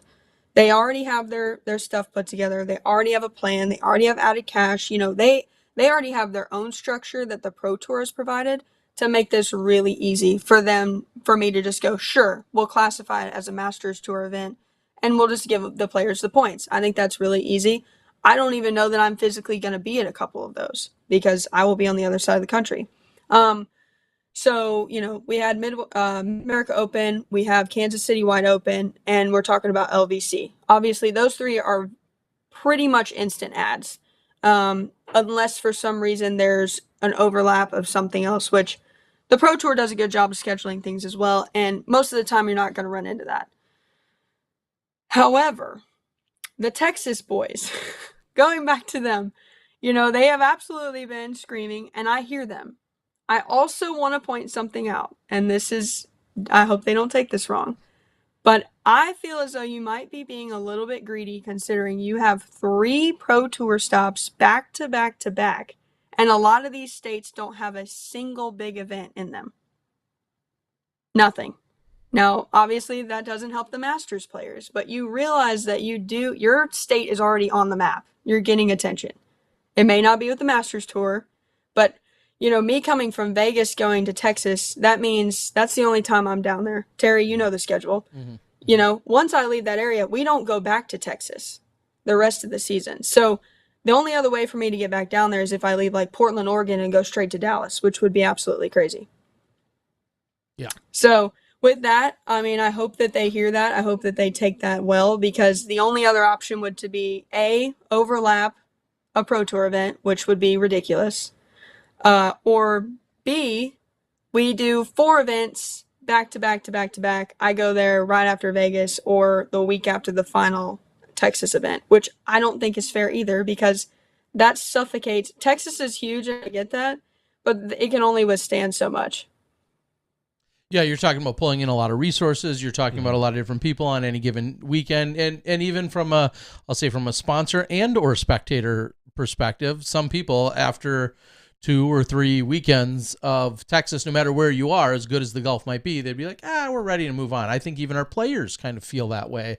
No matter Definitely. How good you're treated, there's something about being on tour and the change of pace and scenery. So I guess that actually does bring me to another question, which is, do you foresee, and I know you just said, people shouldn't quit their day jobs, but do you foresee people playing in half of the events or whatever maybe you have a magic number in mind where you're like, I'd consider someone that hits, 6 out of 22 events, consider that successful. Have you thought about any of those kind of numbers of where you'd like to see people, continue to follow the tour? Yeah. I think that there is a group of people out there that maybe the manufacturers don't realize, but they have the means and the will to follow something like this, because you think about it, right? Before disc golf blew up a few years back, the tour wasn't as satisfying as the Pro Tour has made it look until now, right? So now it's a dream. Everyone thinks it's the dream, and for some people it is. I've been on the road for 5 years now, and sometimes it's a dream and sometimes it's a nightmare. But you know, there is something really cool about it, and a lot of these people, you know, their dream was to do that, and they've missed that spot, right? They've already passed that in their life, but some of these people they're prepped for retirement. They're going to go buy a van and they're going to jump on tour. Maybe it's just 1 year, but I think you're going to have a handful of guys, and I don't know that they're going to be the best players on tour. I think it's going to be the guys that are like, I just want to do this. I want to say that I did this 1 year, and I want the experience, and I want to say that I've done it, you know? And I think you're going to have a group of those guys, and those are the guys that I'm doing this for, because I can't wait to, you know, meet these guys, know their faces in and week out, and know that without me stepping up and doing this wouldn't be possible, which I think that's really cool, you know, when you can see that. I want to build camaraderie. I feel like the Pro Tour has lost that a lot. You know, we don't have a lot of extra activities for the players. We pretty much go there because it's our job, and we go there, we get our job done, we clock out, and we go do our thing, you know? So I want to change that. I think that Masters players in general will value the experience, maybe even more than, you know, payout or the players packs or any of that. I think the experience is what they're there for. Obviously, there's going to be a handful of guys that are trying to win, which I love that too, right? We want to cater to both. But I'm trying to build an entire venue and an event, and I want to leave every place that I go looking better than when I found it. And part of that is in 2024, I want to figure out how to, you know, create a little money pot at each one of these stops that I leave to the clubs and go, hey, you guys do upgrades, we'll be back next year. You know, I think that would be really cool. Yeah, I think of, you know, many years ago, well, we saw various things at Am Worlds, and I know Joe Rotan, Twisted Flyer, kind of had a take on that, working with Innova and trying to, you know, have basically a better course development fund, so to speak, and getting things that were a part of Am Worlds that left lasting, you know, residual positive impact after Am Worlds or Pro Worlds had already left the area. And that's kind of the same mentality. And I like that. Well, you know, a comment on the board, I'm going to shift it up a little from what was said, but do you feel like there is a premier division or divisions? You know, we know the Pro Tour is just 2 divisions. It's been that way. I think it'll stay that way forever. The 2 divisions that are featured are MPO and FPO. Now you have 32 total divisions, or whatever that magic number finally lands on. Do you feel there still will be a greater emphasis on any 1 or 2 or 4 divisions? Or do you really want to look at them as like, oh, it's 32 divisions, you're all equal in my eyes? And like, how are you going to do that? Yeah. So as far as media, right? Because that's been a big take, right? So that 85 grand, all that includes that's basically 6 rounds of golf at one of these 3-day events. So you can imagine that's 2 divisions. So my plan was MP40 and FP40. Okay. I think that will draw the most media views. However, I also am really open to the idea of, if you raise the money, if you're the sponsor for the media, you get to pick who do you want filmed. I'm good because I want everyone to get exposure, right? Sure. Obviously that's not viable, but in my eyes, I would love for one day to go, hey, all of you are being filmed. Congratulations. I hope you kill it. You know, but that's really expensive. Now you're talking about a lot of golf. And so my plan is the 40s, the Pro 40 divisions. Okay. But like I said, if someone shows up and hands the money to me and goes, we want the 60s filmed, I'm like, cool, let's do it. You know, I don't mind that at all. And I think a change up of that, you're going to highlight different players. You're going to see some older names that haven't been highlighted in a long time, hopefully. And I think it'll be good. I think that, you know, another reason that I'm doing this is because a lot of my friends are on the cusp, if not already past this, where they can play this. And, you know, when you get into Masters golf, there's always that talk of, do sponsors really value Masters players? And currently, not really. Like, they really don't, because they don't get the media attention.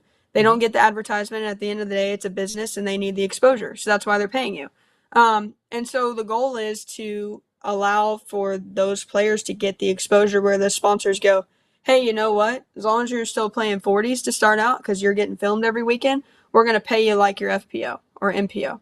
I think that that's the end game goal. And then as the money flows, hopefully we can hire 2 or 3 media teams, and then all the pro divisions can be filmed.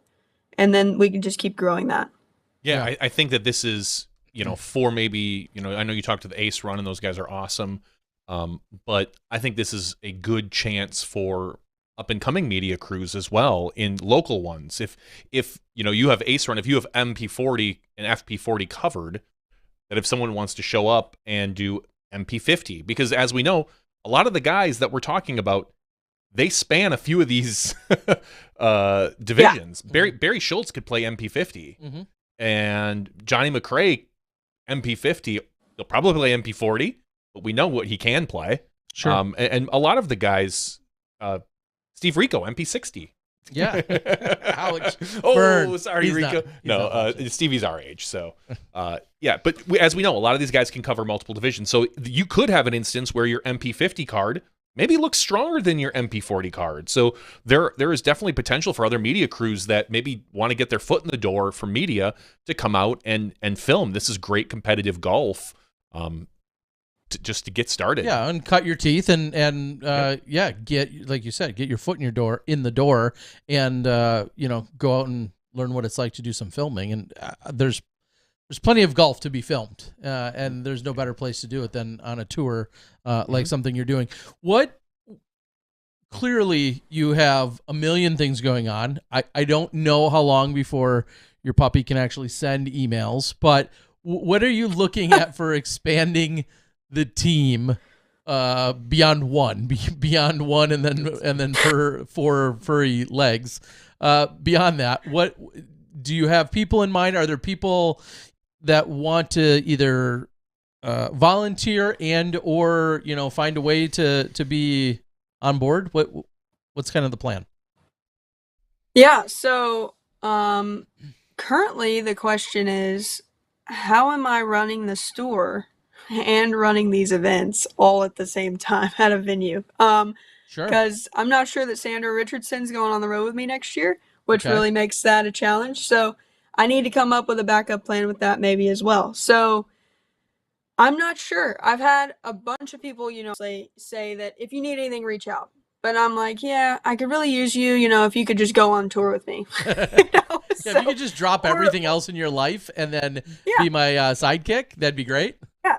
Right? I've got a couch. Yeah. It's really comfy. Yeah, you got a can dog, a sleep right there. couch, friendly.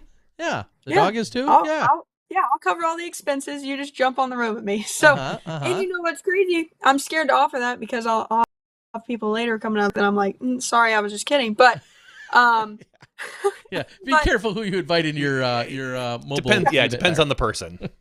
Right. We're gonna need to do a background check. What's your credit? What's your all the things. But yeah, so I mean, there's a lot of people interested.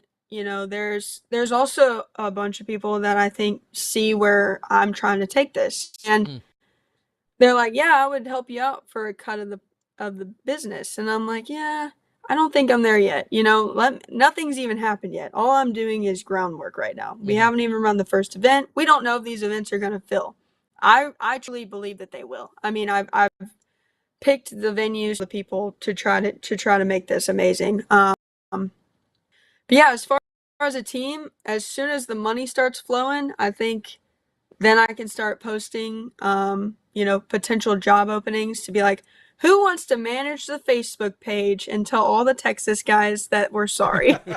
Just simple things like job. that. The Texas representative. Yeah. I mean, God love them. I love Texas. Go big or go home. But I'm like, boys, you're gonna have to calm down. It wasn't intentional. So, but yeah, I mean, it's been a lot. I've been trying to keep up with the Facebook page, and that alone is a full-time job. And just taking people's negative feedbacks or negative comments, or maybe sometimes very irrational statements, and trying to reel them back in and calm them back down and be like, I promise this will be okay. And I'm a very rational person. You can email me and we can figure these little things out. This is not a big deal. And, you know, what's really cool about it being only me is nothing's set in stone. So if we run into a problem that I don't foresee and we need to change something, you know, you make an announcement and we go, hey, this didn't go great at this event. I think we should change it. What's everyone think? Or, you know, you just pull the trigger and you change it mid-tour. The first year is going to be the hardest. Mm-hmm. And we're going to learn a lot. I'm going to learn more than I'm probably prepared to learn. So, I mean, I think it'll be great. But yeah, job openings coming soon, so stay tuned. Well, I guess I'll follow that up and lob this one up for you. What is something, and maybe clearly it's not quite a paid, it's paid in love and admiration and endless thanks. What is something that you feel like right now you could use the most help with? If somebody was like, hey, I've got some time, I've got some, you know, these skills, what's something you're like, man, I really wish somebody could just kind of help me or do this for me? Is there anything in particular? Yeah, I need someone that is great with people, that can get on the phone or send an appropriate professional email and create and generate sponsorships and added cash to any business. I don't care how big. I don't care if it's a $50 sponsorship. I don't care if it's a $500,000 sponsorship. We need everything from start to the end. And I mean, I need somebody that's going, hey, have you thought of this sponsor? Or better yet, just go contact them and let me know if we got their money, you know, because I've got so many other things that I need to figure out but the step one to make this work is added cash. And, sure, you know, with me creating these venues, I'm not walking into a money bag at any of these original B tiers. So the $750 that's required for the B tier is actually my money. So, and obviously I have no problem with that. Again, the goal is to have a sponsor for that. I'm putting up the money because I believe in this and I'm willing to invest my own money to make this work. I'm committed to it, and I hope people realize that it's bigger than just making a Facebook page and throwing together a schedule, even though that took literally a month and a half to do, start to finish. And, you know, waiting on state coordinators to get back to you is time consuming and will actually make you go crazy because someone else is on a different schedule than mine, and no one really understood that all these pieces were going into a huge puzzle. They was running one B tier in Michigan, one B tier in Florida, one B tier in San Diego. You know, they didn't realize that, guys, this is urgent. I need you to get back to me as soon as possible. And they're like, yeah, but we have a system and it's going to be 3 weeks. And so I was actually planning to release this probably close to a month ago. I was hoping to have this up and ready to go within 2 weeks or 2 days after the A-tier schedule came out. And that just wasn't viable. And, you know, moving forward, I would love to work with the PDGA where maybe we could work like the Pro Tour and get our schedules and the majors figured out ahead of time. That way I don't necessarily have to go through all the state coordinators. I can get it approved by the PDGA and we can call them, you know, X majors or whatever we want to call them. So, but yeah, if anyone's good at collecting money and creating and generating sponsorships, I got a job for you. I think if someone's that good, there's a few jobs for them in disc golf, but yes, but definitely reach out to Callie. So going back to, as you just said, some of that coordination, which is nothing short of insane and monumental in this huge effort. I think about the 50 or 60 events just in Wisconsin that take place and the coordination that happened year after year just for one state alone. Yeah. What were any of the conversations you had, whether it was with some of the higher ups at the PDGA, a masters committee, Jeff over at Disc Golf Pro Tour, who did you have conversations with, and what did you learn in those conversations, you know, as you were trying to put this together? Yeah. So Terry, you know me pretty well. I talked to Michael Downs the night before I released this. Oh, okay. So the PDGA had no idea. Okay. Wow. But also I've been working with Rebecca Duffy. I've been working with Alan Risley, and, you know, Jeff Jaqua had, you know, heard some rumors. And so I think that a lot of the people knew that I was doing something. they just hadn't seen the end product. So, yeah, I had a very late conversation the night before I released the schedule with Michael Downs, and he was basically like, so how come you didn't work with us on this? And I said, to be honest with you, I wanted to show you a solution, not a problem, not just an idea. I wanted to go, hey, this is what I'm doing. I would love to have your blessing. I'm serious about this. I'm not afraid of hard work.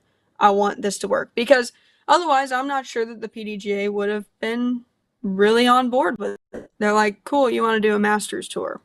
Sure. What does that look like? Instead, I slid it over and said, this is it, and this is happening.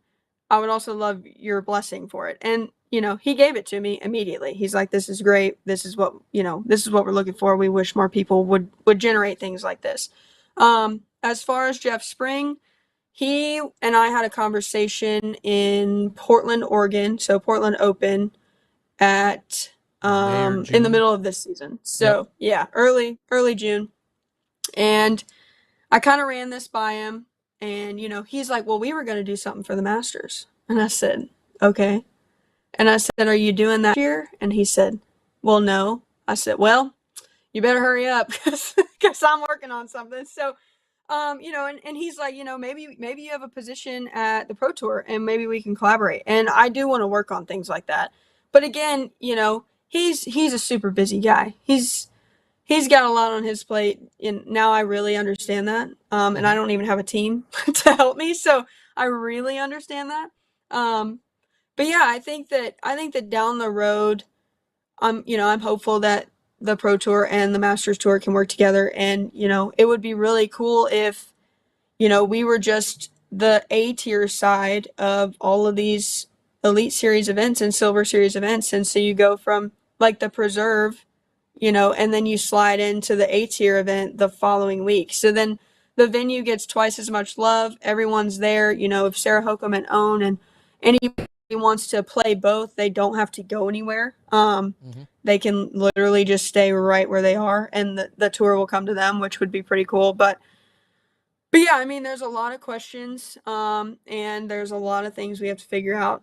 The first year is just, I want to make it happen. I want good reviews. I want the players happy. I want them to be excited about this. And the whole goal is to get them to come back. So, yeah, I was going to say, I think the first year, like you said, is going to be the hardest, because as we know, mistakes are going to be made. You're going to make people angry. You're going to make some people happy, but the angry voices will be louder than the happy voices. They always are in every forum. Yeah.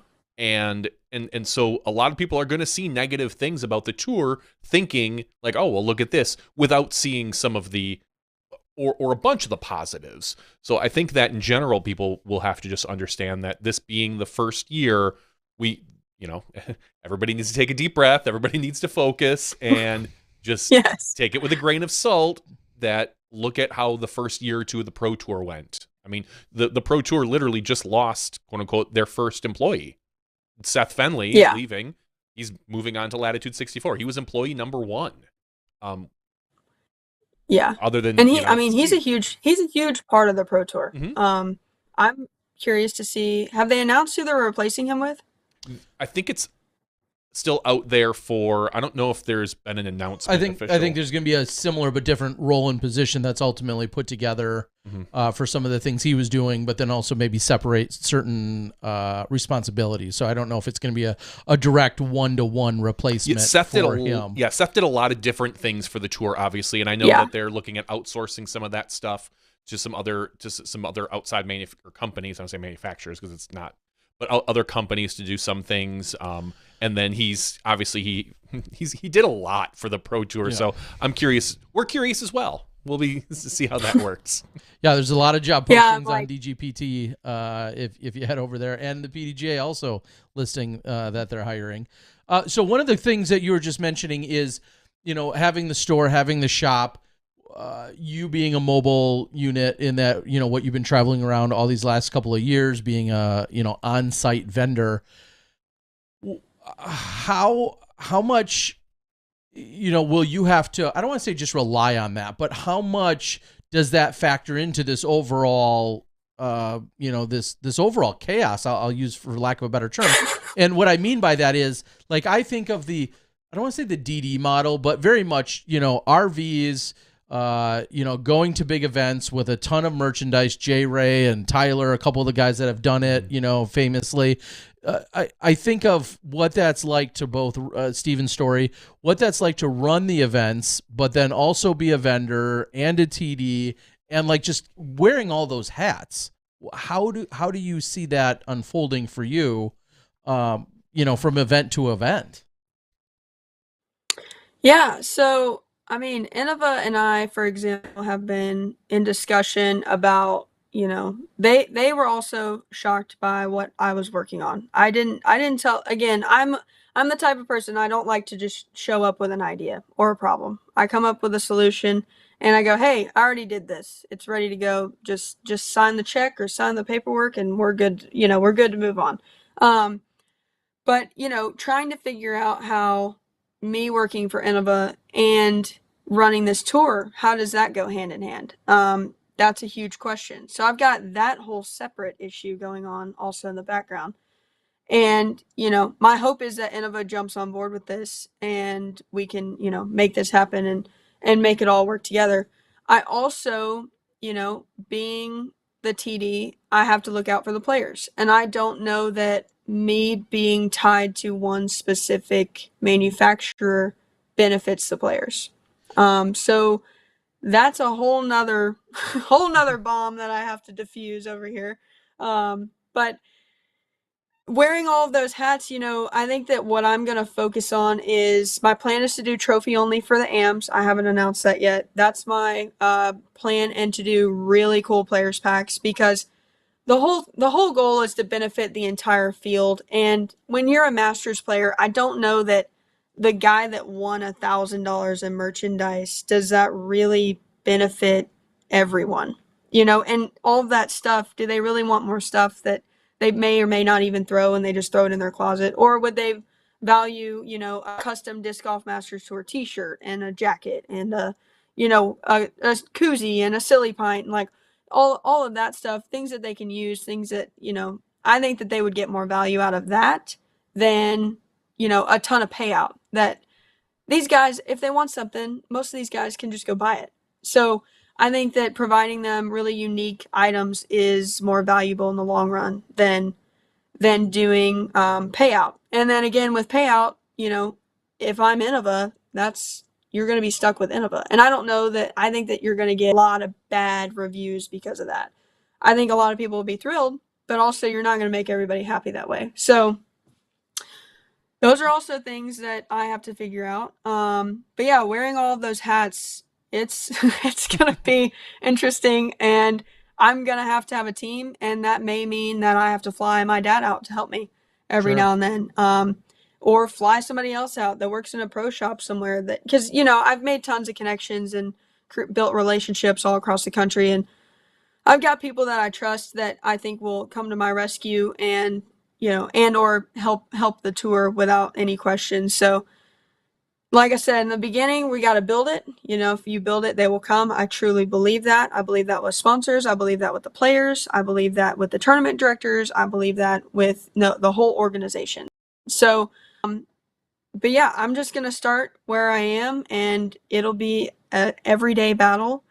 And the other idea is to have a group of TDs and volunteers at each one of these stops ready and prepped for right when I roll into town, so that they just grab the tents and I'm like, go put this on hole 1, put this one on hole 2, put this one on hole 3. And to begin with, they're going to have to do that because they want to. And again, this tour, while it could benefit me financially, there's also a lot of other ways that I could make money easier. So, I'm sure that some people are like, what's she up to over here? But it is genuine. It's heartfelt. I want to do this. This has been needed for well over a decade. The Masters have been screaming and help for years. And I'm here with the flag to save them all, and I want to build it. And I want it to last. This isn't just a 1-year thing, 2-year thing, 3-year thing. I want this to be here for the next 50 years. I want to be able to potentially sell this down the road when it's super productive, and just have it continue, and then I can go do whatever I want to do. But yeah, just start from scratch and I will figure it out. Also, Well, I'm not afraid of a challenge. So I think that's that way with any entrepreneur in general. You know, you're looking to start something. There's risks involved and there's potential big profits involved. I think that's what everybody who starts a business thinks, Yeah. you know, that some people start a business and maybe they want to run that business forever. Some people start a business and they maybe are looking at selling it in 10 years Yeah. or flipping it or whatever the environment is. But yeah, you have a lot of potential pitfalls and money pits and things that you could run into that you haven't even, I know you, like I said, you've thought of 1,000 things this week. There'll be 1,000 more in the next month that you didn't realize. And there is going it to might be 1,000 more things tomorrow. yeah, exactly. And of course there is potential for you to make money. And as we've been saying in disc golf for forever now, we have to get over the mentality that it's okay to make money in disc golf. We can't continue to frown upon TDs that walk away with a few $100. It's like, cool, you've done a lot of effort. Or like I said, the CEO of a new tour, or however that works, if there's potential to be there, there's potential to lose a lot of money too. So I think that is, I commend you. I think it's going to be difficult, and I think you're taking a lot on right now, and it's going to be fun for a lot of other people to watch. Yeah. Well, what I think about is, like you just said, I think there's definitely a challenge in, and I'll go back specifically to the Next Gen Tour, which, because they had a large sponsor in the early goings in Latitude 64, jumped on very quickly in a very big way. For a little while, it felt like it was a Latitude 64 production of some sorts, which Latitude 64 loved, of course, I'm sure. And then I think Dave Felberg then realized, branching out, having more companies involved at a greater scope, maybe, like you were saying, maybe made it a little bit more appealing. And that's where I think there's going to be a conversation with Innova and an understanding that, is this an Innova based product that the tour is, and do they want to support it accordingly? Or is this your Cali, who happens to be sponsored by Innova and then is, putting on the tour, which is bigger than just Innova being hopefully a supporter of it. I mean, those are all, again, bridges and crossroads that you're going to have to come to and then figure out where it's easiest for you.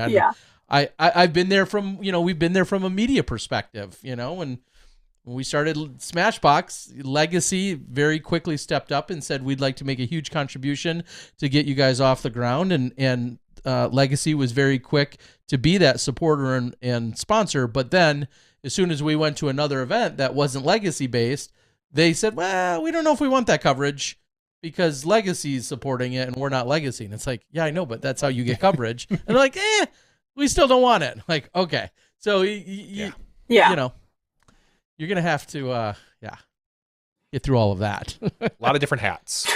Fun. Yes, all the things. Where did, and I think you've answered this, but just to be clear, where do you see yourself in terms of vending, playing, competing, like outside of the weekends, or is this full time all you're concerned about at this point? I mean, are you signed up for events that you're playing in yet this year? No. So basically, I'm retired. Okay. Yep. Retired at 25-year-olds should be. Retired at 25 that's not a bad gig. Yep. Yeah, Okay. So no, and this is where I give, I applaud Kristen Tatar and Paige Pierce and Katrina Allen and Jennifer Allen and Owen Scoggins and all of these people that have pioneered this sport and the FPO side. And, they're all my friends, although Kat might deny that, but, they're all my friends. And I mean, I can't keep up with them and do all these things. And, they're putting in the time and effort. It's nonstop, 24/7. They're breathing, throwing disc golf, and my heart and soul used to be in that. Mm-hmm. And it's not anymore. And that's just the nicest way to put it. But it's true. And, if you don't love what you're doing, it's hard to be successful, especially as an entrepreneur, because no one's waiting on you to clock in the morning. So, and it just lost the thing that I loved, and it just doesn't drive me anymore. So, event coordinating is where my heart is. Sales are where my heart is, and genuinely growing the sport and creating longevity into this thing is very important to me, and it always has been. I can remember, when I was first on the road, super broke, and bought my first, 50 discs, and I flipped them in like a few days, and I was like, wait a minute, there might be something to this. And it's crazy because I was out there and I was living the dream. Haley King and I were on the road, but I started getting sidetracked by that. I'm like, this is really cool. Like, you get to teach people what the discs do. You get to explain what the stamp is. You get to explain who you're sponsored by, and I just genuinely fell in love with that. And I just started buying discs and flipping them, doing it over and over and over and over. And then here we are, which is absolutely crazy. But yeah, that's where my passion is. And when that's your sole focus, you can't compete with the way that at the level that these FPO players are playing now, which is a good problem. That's an amazing problem. That's great for our sport. And I applaud the FPO players for taking the sport where it is. I can remember 3 years ago, no one wanted to watch FPO coverage. And now, like, the women have made it interesting. They're throwing shots that are really technical, very high level, skilled shots that, I can't do that. I'm not practicing. So I'm watching them throw these shots. I'm like, when did that happen? When did this, I was busy. I wasn't paying attention. When did we get to this level? And it's really fun to watch. I'm on their cards and I'm like, wow, like, high five, like, this is cool. And I realize I'm like, I am so out of my element at this point because I've spent so much time doing other things that it slipped by. And does it suck? Does it hurt every now and then? Sure. Do I miss it? Occasionally. But my heart and soul is running an event. And actually, I'm on the road right now. I'm running a jungle tour, an Innova jungle tour. So I just ran a tournament in Atlanta Sunday, and then I'm running 2 events this next weekend, one in Charleston and then one in Savannah. Then the next weekend I'm running one at New World and then down in Gainesville, and then I'll head home for Christmas. Right after that, I'm running down to Foley, Alabama, then Mobile, and then I will head back up to Memphis. And then my parents have decided to move, so now I get to help with that while I'm trying to manage all of the Disc Golf Masters Tour things. Luckily, it's only like 20 minutes, 25 minutes away, but so I get to go, move basically my storage locker at this point out of one house into another and help out with that. So lots of other things going on. My plan with the Masters Tour originally wasn't to take up all of my time, but seeing what it's grown into and seeing the initial interest, that sparked something in me, and I want this done right. I don't want to half-ass this, excuse me, but this, if you're going to do it, you need to do it right. And that's another reason that I'm not playing, because I'm not doing that right. And I don't think that that's fair to any of my sponsors to go out there and pretend like I'm, just playing a casual round of golf. As much as I love it and I love all the competitors and they're my friends, I don't think that does them justice. Yeah, and I'll just, double down on what you were saying in terms of it's all right that your passion and your focus have shifted. You're still within disc golf.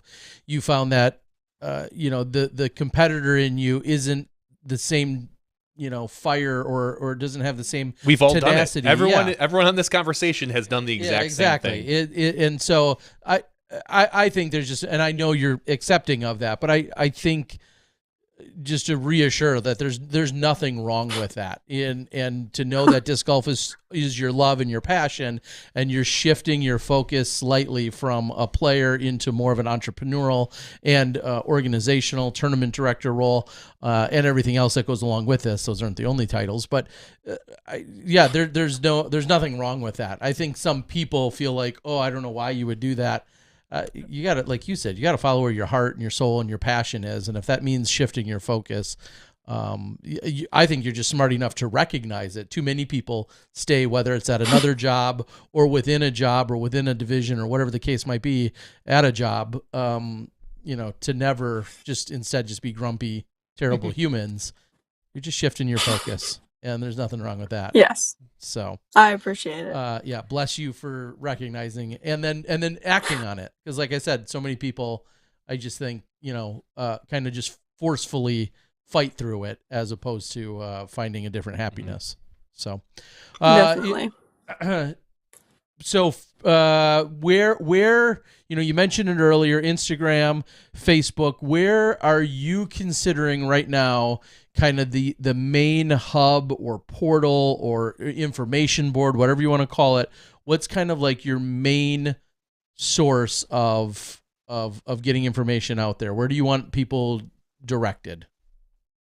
Yeah, so exactly what you just said. So it's Disc Golf Masters Tour, and it's a public Facebook group. Okay. Obviously I did that because most of the generations that I'm targeting are on Facebook, not on Twitter, not on Instagram. So that's the main source for information. However, Instagram is super important for sponsors. Terry, you know that. So if you have an Instagram account or are willing to make one, please go follow it there as well. It's Disc Golf Masters Tour, same thing, super easy to find.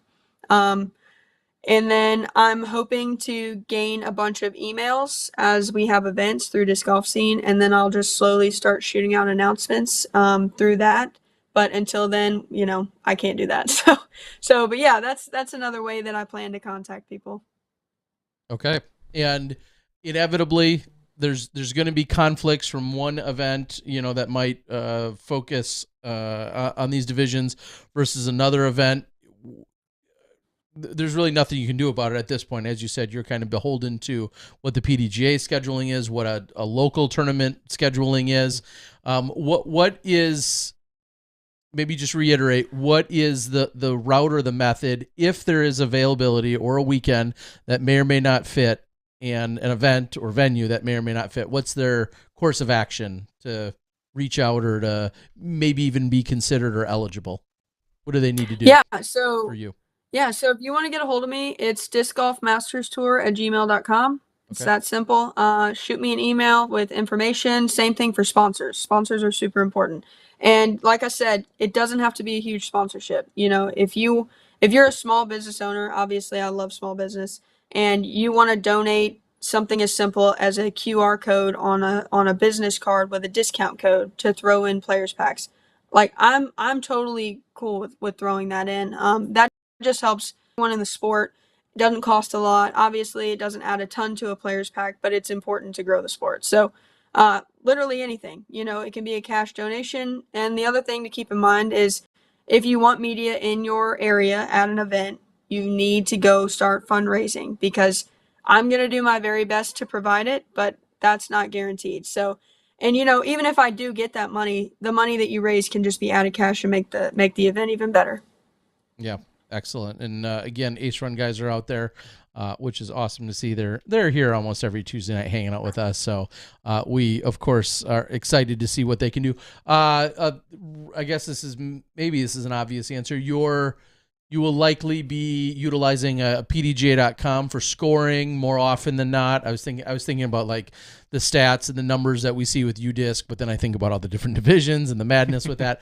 I'm assuming PDGA is probably going to be PDGA for now. I do have that on the list of things to do to reach out to UDisc, even if it's just for the 40s divisions, or I think we just need to start somewhere. And I just need to talk with them to what that entails, and maybe we could do it for every division. The other thing is you have to remember that some of these players may not have smartphones, and even if they do, they may not know how to use them. So it's a little different than what we're used to, and I'm gonna bear with these guys, and if they need a tutorial on how to use their phone, I'm happy to give them one. Well, the good thing is almost all events now use PDGA Live for most of the divisions. So I think that part shouldn't be too big of a hurdle. Correct. I think of both, COVID certainly helping kind of push forward the digital scoring so much in the last couple of years that it's become that much more just commonplace. I mean, Tom McManus, you're out there. Tom, PDGA 1276. right, Tom? You use the digital celly phones, aren't you? Listening, Tom? I'm in your ear, Tom. Are you listening? Okay. Anyway. Oh Lord. All right. Any totally open floor. Anything else you either want to dispel any rumors? Do you want to clarify anything? You want to get out in front or anything at all? Totally open floor for anything else. Yeah. There's been a few people that have been upset about events that I've set up that may be, overlapping or shadowing other events. And I want to make sure that everyone knows that that was not intentional. I was doing this on my own, and these are big private events and big private venues that I had to reach out to. And, it was really hard to schedule around the Pro Tour and the majors and try to come up with my own events because they're just B tiers and work around all the A tiers. It was very difficult to come up with. It was like the most difficult jigsaw puzzle I've ever done in my life. And if you are hurt by anything that's happened so far, I want to apologize. That was not ever my intentions, and I hope that you can see that there's a bigger picture here, and hopefully we can work together in the future and make this a positive thing, not a negative thing. Yeah. Again, the coordination alone is mind-bending. It's crazy. And then final event, final weekend, championship weekend, all that stuff are they playing for a overall series championship for points at the very end? Is that kind of how it works? Similar to what we see with the Pro Tour. Give us the finale weekend, maybe a quick high level overview. Yeah, so the goal in my mind is to have $50,000 out of cash for that event, which obviously that's a big dream. And hopefully we get more than that. But it's going to take a lot of time and a lot of coordination and just working to build value in this. And I'm hoping that within the first few months, hopefully it highlights this tour enough that we can get additional sponsors that maybe had doubts in the beginning. But yeah, with that, Ridge Roller has reached out, and obviously this is a great tour for a kart company to be involved in. And I'm hoping to potentially, do a custom kart to the tour winners or something really cool for the AMs. Sure. And, he's reached out and he's made a point where he told me his dream was to, build karts in front of people and show up with a trailer of parts, and you literally can build your own custom kart in front of people. So there's a lot of cool things that have never been done before that are kind of coming together. And, I'm hoping to make this a big deal. I want the finale to be absolutely huge. In, communication with Squatch, they're very interested. So we've got a lot of big companies that are interested, and I'm hoping to blow it out of the water and make sure that people are excited about the following season. Location and weekend, has that been selected and finalized in terms of your finale or no? Yeah. So it's going to be at North Cove. It's October 19th through the 22nd, I believe, right off the top of my head. And the reason for that, because there's been some questions on that. So that's 2 weeks after USDGC, which typically I'm in the area, and 1 week after the Disc Golf Pro Tour finale, which means both of those are in North Carolina. And then this will also be in North Carolina. So that's the reason for that. North Cove, if you haven't been there, it's in Marion, North Carolina. It is an absolutely beautiful venue. You've got a very large ball golf course going through there. And they've installed 3 disc golf courses. It has creeks and rivers running all through the property. I mean, it's one of the prettiest venues I've ever been to. And at that time, it should have the leaves changing on the trees, and it should be absolutely perfect. So I want to thank Kyle for helping with that. He owns the North Cove venue, and I'm super excited. That's actually where Germ just got married. So if you want to look at that, that might give you an idea of how beautiful that place is. Wow, it must be magical. Somebody put a ring on Germ's finger, so it's got to be a magical place. I mean, it's very special. Oh, Lord. We love big German jewels. All right, well, Callie, I know your night, I'm sure, isn't even close to over, even though it's after midnight there on the East Coast. You've got a ton of stuff to do. She just started the day. Yeah, exactly. And we can't say enough that first of all, thank you for picking this up and running with it year after year. Our people have said, our Masters age players usually have said, we really need a Masters tour. Let's make it happen. And I keep saying, yeah, go run one. And nobody picked up that offer. And it took someone 25 to do it. Exactly. And here you did it. And so for that, we very much do love and appreciate it. We wish you nothing but all the success in the world. Obviously, I'm just a Facebooks or a YouTubes or a tweets or whatever away. So if there's anything I can help with, make sure you reach out to us and we'll do everything we can. Even thinking ahead, if there's a regular check-in or maybe a segment of some kind that, weekly that we can provide for you here on Smashbox, that'd be kind of a fun thing to do, a little Masters Tour check-in or update after every event you have or something like that. Make sure that we get all the love shared out there. We'll talk about all that stuff. You've got plenty of things to. Yeah. But thank you so much for joining. Hopefully the world knows that much more about the Masters Tour now, and they'll still probably have questions. But again, go out to Facebook, read a little, or even click on a search button because it's probably been asked. I'm just gonna post. Please read. Please read the post. Yes.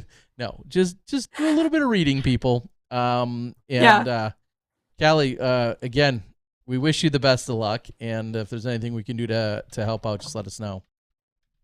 Yes, thank you very much for having me, and thank you for all the kind words and the support because I'm gonna need it. So I appreciate it a ton. Well, you got this. We're in your corner. Yeah. Best of luck to you, and we'll talk soon. Thanks for coming on tonight. Awesome. Thanks, guys. Have a good one. Bye. Ooh, I just thought of a stupid question. Let me message her. She has bitten off a lot. Yeah. And I mean, she's a go-getter. She's an entrepreneur. Yep. I think she should, hopefully, she's got a lot of ducks to get in a row. I'll say that. For sure. And I'm excited to see how this does pan out for a myriad of reasons, one of which, as you said, we've heard for a few years, since really the Pro Tour has come up, that the Masters would always like a piece of that. And now they're going to get their version of it. So I'm curious to see how many competitors hit. I don't think she'll have a problem filling out some of these events. Mm-hmm. The question is, who's going to get the tour? Is this going to be kind of 3 to 4 different small regional tours that kind of end up being a bigger tour? Or will people travel 8, 10, 12, 14 hours to hit some of these other events? I'm really curious to see where it goes. Well, I'm personally calling out one Steve Rico right now. Steve, get your ass on this tour. You keep talking that we're not seeing enough of you. There's not enough shine and polish and spotlight. There's not a lot of Steve to see. It's kind of small. Well, I'm just saying there hasn't. He wants to bask in that spotlight for being the superstar player that he is, and we all know that he is. Here's your chance. Get out there, dominate this tour, mm-hmm. and we'll be seeing you then probably week in and week out. So I am personally. He says nobody cares about the Masters. There's an entire Callie tour. Does. There's an entire tour designed for you. Let's see you on it every single week. That's what I want to see. I also want to say, if we're talking about someone that's eligible for Masters, we've seen what she's been doing this year. One, Sarah Hokum, celebrating her birthday today, specifically today, December 6th, still, depending on where you are in the country. But happy birthday. Happy birthday to one world Sarah champion. Hokum. Yes. Sarah Hokum. Put some respect on that name. Speaking of world champions, there was a big announcement right after our show last week. A couple of them, including this Masters Tour. I'm talking about world champions right now. I mean, not that some world champions won't be playing this Masters Tour, as we know they will be. Paige Shue announced a change in sponsorship. She's departing from Dynamic Discs, which is, I think, a kind of big deal. She is the 2018 world champion. Mm-hmm. 2010 junior world champion. Don't you dare forget that. I'm sorry, I will not. I didn't know the year. I knew she was a junior world champ. I didn't know the year. I wasn't gonna. Same year as Rick. Oh yeah, that's right. Same year as Rick.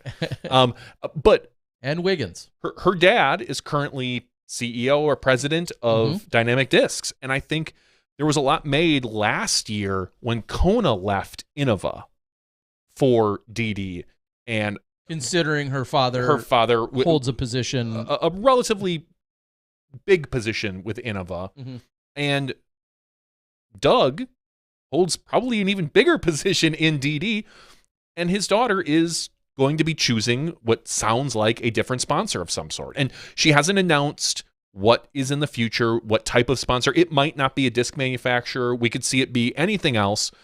But I find it very interesting to see that Paige Shue is leaving Dynamic Discs and hopes to be out on tour more next year. Yeah, which to me, like you said, there is definitely some similarities that you can draw in that. It feels, because we're been around for a little while and we're a little bit set in our old ways here. It feels almost crazy to think, because I would have never guessed it. Yeah, when you think of Paige and her father and her mother who works there, and her going to school there, and just her, the symbiotic relationship she's had, you think of Paige and you think of Dynamic she Discs. worked at the warehouse. She worked at the store. Exactly. They are synonymous. Like the Bjerkeses, or now Shue. Yeah. And Dynamic Disc. And so I am excited to see what she has, what she is doing, because I would hope that if she left, maybe she already has something lined up that she just hasn't but hasn't announced yet. And it was really nice because Dee Dee put out a great video honoring Paige and a little history about, when she got on the team, and Emac was in it and Jeremy Rusko was in it. And it kind of laid it out, and it was very heartfelt. You can tell that this is a separation that both sides are really like, cool. It's going to be still on good terms. We're still on good terms. It's going to be best for maybe both parties. So yeah, and it'll be interesting to see exactly what her, I was going to say touring life, but what her golf life looks like. She's graduated with a degree in the last year or two. She has now a child. She got married just a couple of years ago. I mean, she's gone through all of the major life changes and milestones, or not all of them, but many significant life milestones here in the last couple of years. And we haven't seen her playing as much due to those other reasons, which makes perfect sense, of course. So I'm interested to see, what does this mean for Paige Shue on tour, assuming she's going to have a different manufacturer sponsor and that she'll then take that on the road. Because to get another manufacturer to then play the same or even less golf seems unlikely. Seems silly at that point. So I think what this really means is there's probably going to be more Paige out there on tour, is what I would assume. Again, I guess we'll just kind of hold our breath until we find out more. But of course, we wish nothing but the best of luck for her, and excited to see what comes of this overall. And I thought I had other sponsor news that's now just slipping my mind. It is, and it'll come to me 3 minutes after we log off. So I'll think of it for then. I had other thoughts too, and I knew I should have wrote them down. I was just thinking earlier as we were wrapping up with Callie, I'm like, prep work. No, it wasn't even prep work. It was like, I've got other thoughts for later, and then I totally spaced out on whatever those thoughts were. I don't know that I have a lot more for a regular show, and if I do think of it, it'll have to be part of the after show. But I think that's about all that we have out here, isn't it? It really is. I mean, I think that's a pretty jam-packed night full of good information. 2 great interviews. I know one of the other quick thoughts that I had was that I believe a new episode of On Tour came out. Came out yesterday. Today's Tuesday. I keep thinking it's Monday. My apologies. But a new episode of On Tour came out. I saw a lot of positive things written about it. I did not get a chance to download it or watch it in this case, but I know that's out, and Spoiler, tomorrow I'm going to be recording a couple of Wednesday rewatches with a few of our champions from various events this year. There's 2 of them that I'm going to be recording back to back, one male, one female, and looking forward to recording those. Don't spoil it for me, bro. I always think those are live. I know. Well, they have been actually, but now not this year. So look for, those I think are going to start coming out. I don't recall the actual release schedule, but I think it's going to be another month or so before those start coming out.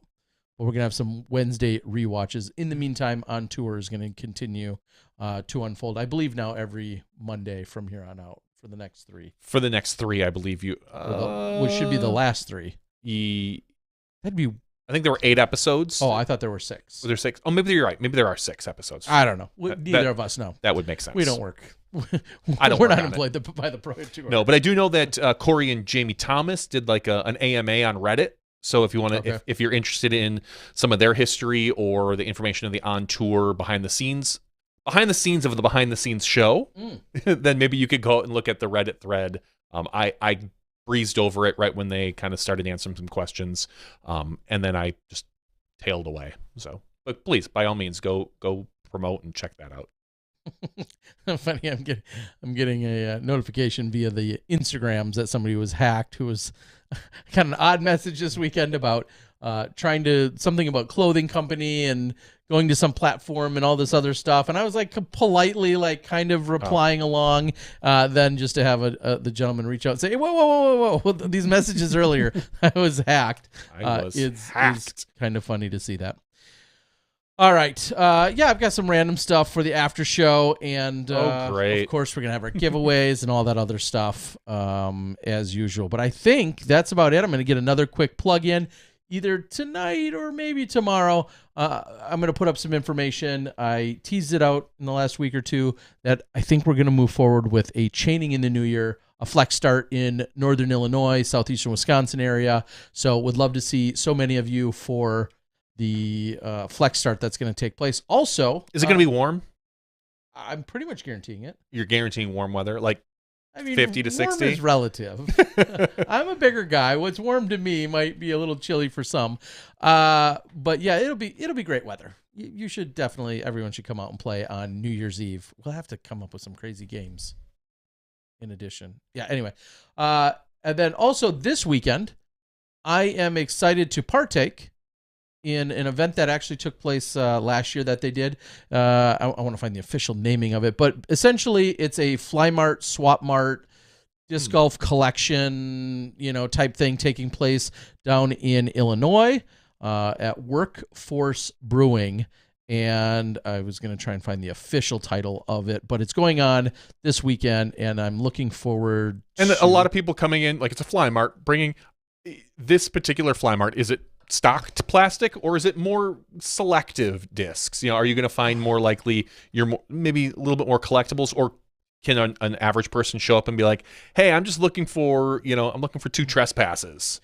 Yeah. So, okay, I'm going to give you some official titling. It's called the Holiday Disc Swap, Sunday, December 11th from noon to 5. Bring new or used plastic or disc golf related items. Door prizes, and of course, great beer, food on site from Happy Belly. 25 vendors, Disc Golf Guy being one of them. And that's taking place, that's in Plainfield, Illinois. And there are, like you just said, there are 25 different vendors that have reserved tables. And so every vendor will bring something a little bit. Last year, there were a ton of really unique non-disc is what I should say. I was going to say non-disc golf, non-disc. So there was some artwork there. There were just a lot of different things that were made, some homemade things. And then you, of course, have plenty of people with collectibles, plenty of people with super high valuables, a lot of dyeing companies that do a lot of different dyes and things of that nature. Whatever you're into. I did bring, we'd showed up with a lot of stock merchandise, not really knowing what to expect. So I had a ton of stock merchandise. This year, I think I'm going to focus a little bit more on some custom stamps, also bring a little bit more in terms of apparel, hats, things of that nature, and stuff that's a little bit more unique and not necessarily focus on a stock Zeus or Destroyer or Trespass, but more so some a little bit more custom things. Speaking of good which, to know. boy, oh boy, today I picked up just shy of 200 bins, plastic bins, which normally wouldn't excite most of you, except for I'm talking about the larger gray bins that you see a lot of our vendors. You go to a lot of events and you see vendors that then are storing anywhere from 30 to 40 discs in these really heavy duty, usually gray, sometimes black bins. Well, I've managed to hunt down another 200. And I then took quite a few discs that were in storage and in boxes and finally took them out of boxes and put them into said bins where they're much more protected. And oh my God, did I find a lot of gems. Woo! I had to stop myself from taking pictures and getting a little too excited because I found... All right. Tell us at least one gem that you found. I will tell you that I did not know that I apparently acquired or ordered more than 100 Proto Zeus discs that are the prototypes from Discraft. The Kongs? Well, they didn't say Kong, but they had the prototype stamp, and then I have first runs. But apparently I acquired more than 100 of the prototype Zeus. Because I've got a box of 5 that had Kong written that literally had... Well, the box has Kong. I've never opened the box. Oh, well, you should look and... Yeah, presumably they probably say Kong in the engraving. Oh, we'll have to look after the show, Terry. Anyway, that was just... I didn't realize I had so many first-run Lunas and just an absurd amount of goodies. I found plenty of Innova, plenty of Discraft. It was just good getting some of this stuff even more securely positioned over into some of these bins. So, yeah, I will pay a lot of money for some Proto Hades. Danny, you don't have enough money for all the Proto Hades that I found. I have a lot of them. But anyway, that's again for another... This is Terry teasing people, by the way. Because it did get me excited to see, like, holy cow, I didn't know I had this many and so many dozens of 4-time Claw Undertakers and Forces and Steel Buzzes and Zones. I had more than I even realized. It's good to know. Let's wrap this up, Terry Bear. All right. Thanks for joining us tonight, guys. We had a great time. We had a chance to catch up with our good friend, Double G. I don't know how you can't love that guy. It was so fun to watch this weekend. And again, hats off to the entire Chainhawk crew, Chris and James, just the entire crew. It was all hands on deck, as I would expect. We never did mention the winners. Double G was the winner. AJ Carey in second, Gavin Rathbun in third, Jared Stoll in fourth. So thank you to Double G for joining us tonight. I know he had a busy night of stuff going on, so I was glad he could jump in. And then Callie McMorrin, we said it, biting off a monumental, just an insane amount of work, but she's fearless and she's got a lot of support, and we're looking forward to what she can do with it. And we're going to finally see a Masters age tour take place. We've been calling for it for a lot of years. Somebody had to step up and do it. And, well, she's answering that call, and we wish her nothing but the best in anything we can do to help her out. So thank you, everyone, again. For Johnny V, I'm Terry Miller, the Disc Golf Guy. The after show, we've got some stuff to give away. We've got some other silly stories. We'll see you then when you step inside the Smashbox. Thank you to our $2 and above patrons. Your name is listed below in the credits. If you are interested in being listed as a producer in the Smashbox TV credits and supporting this and other fine podcasts, please visit patreon.com/SmashboxTV.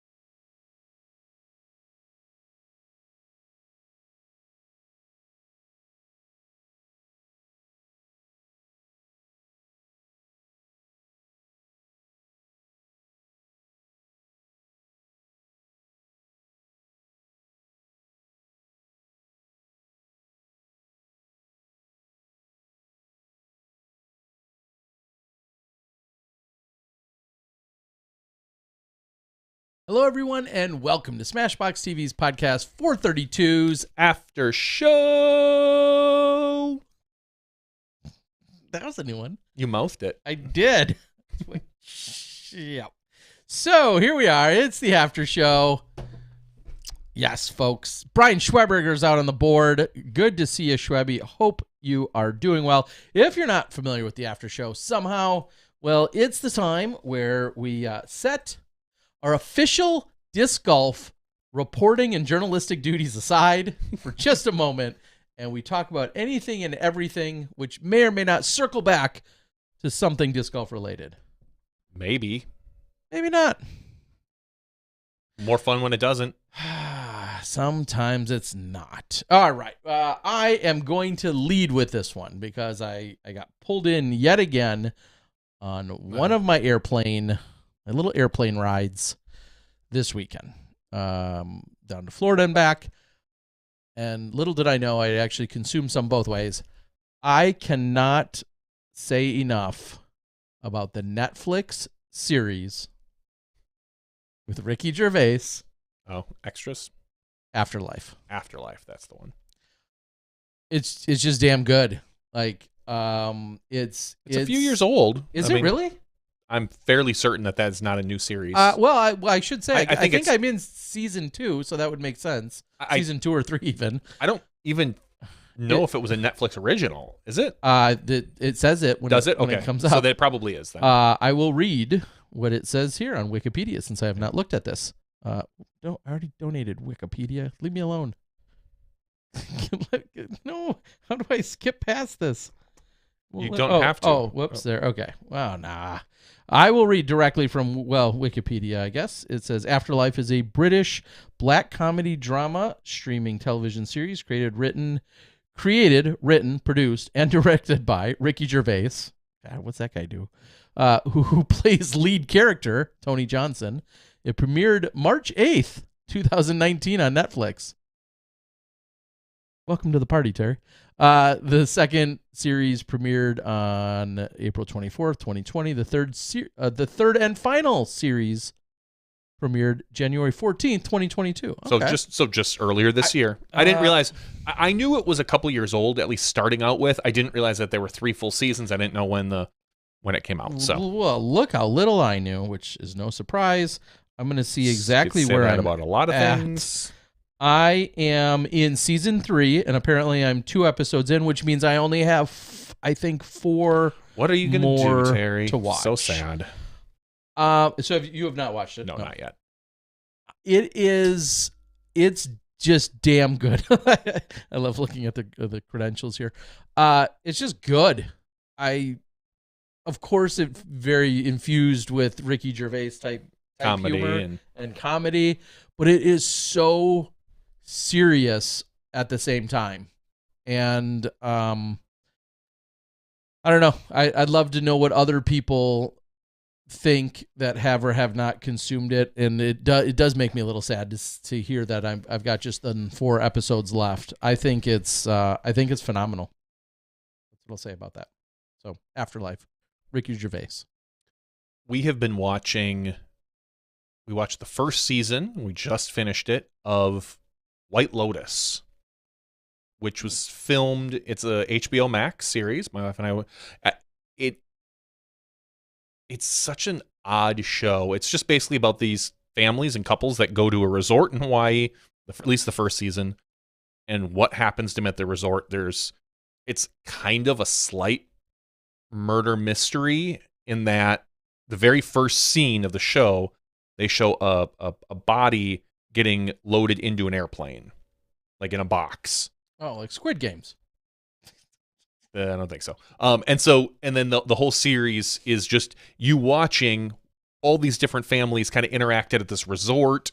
It was all filmed during COVID, which was really nice because they said that they had the resort to themselves. I listened to a little behind the scenes stuff, and you don't find out till like the very last episode who is in the box and why they're loading them up in there, and the connections between. It was good. I mean, it was just good acting. Nothing. Some people would call it slow, in that there's not a lot of action. There's not a lot of comedy to it. it's just a story. And we haven't started to watch season 2. It's honestly a show that I can only watch one episode a night. Like there were a few times that my wife's like, should we watch another one? I was like, I don't want to. Like, I just want to watch one episode because it was a little heavy at times. Okay. And just, yeah, either way, I enjoyed it. White Lotus is pretty good. Ray's telling me season 2 has Aubrey Plaza in it. Awesome. She's very funny. So hopefully it's, and there were some funny scenes. There were some great scenes of people kind of going a little nuts with some drugs and whatnot. It was good. And I look forward to starting the second season.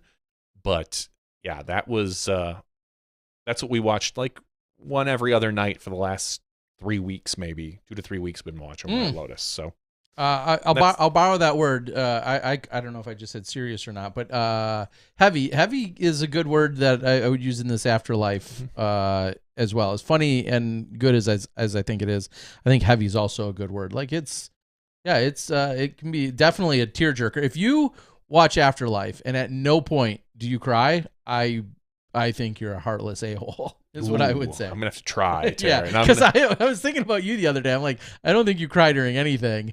And I often do. Not true at all, but okay. Okay. Well, it's good. It's so good though. I really do enjoy that. All right, so we've got two very different movie or series takes here. Yep. The only question that matters, you know what this is. Mm-hmm. Will I enjoy your little show thing? White Lotus? I think you would. I think you would. It's trust me, there's no sci-fi in it, there's no fantasy, there's nothing. It's literally, it follows kind of like 3 different families or 3 different groups that go to this resort, and you see how they kind of a little bit well, I take it back.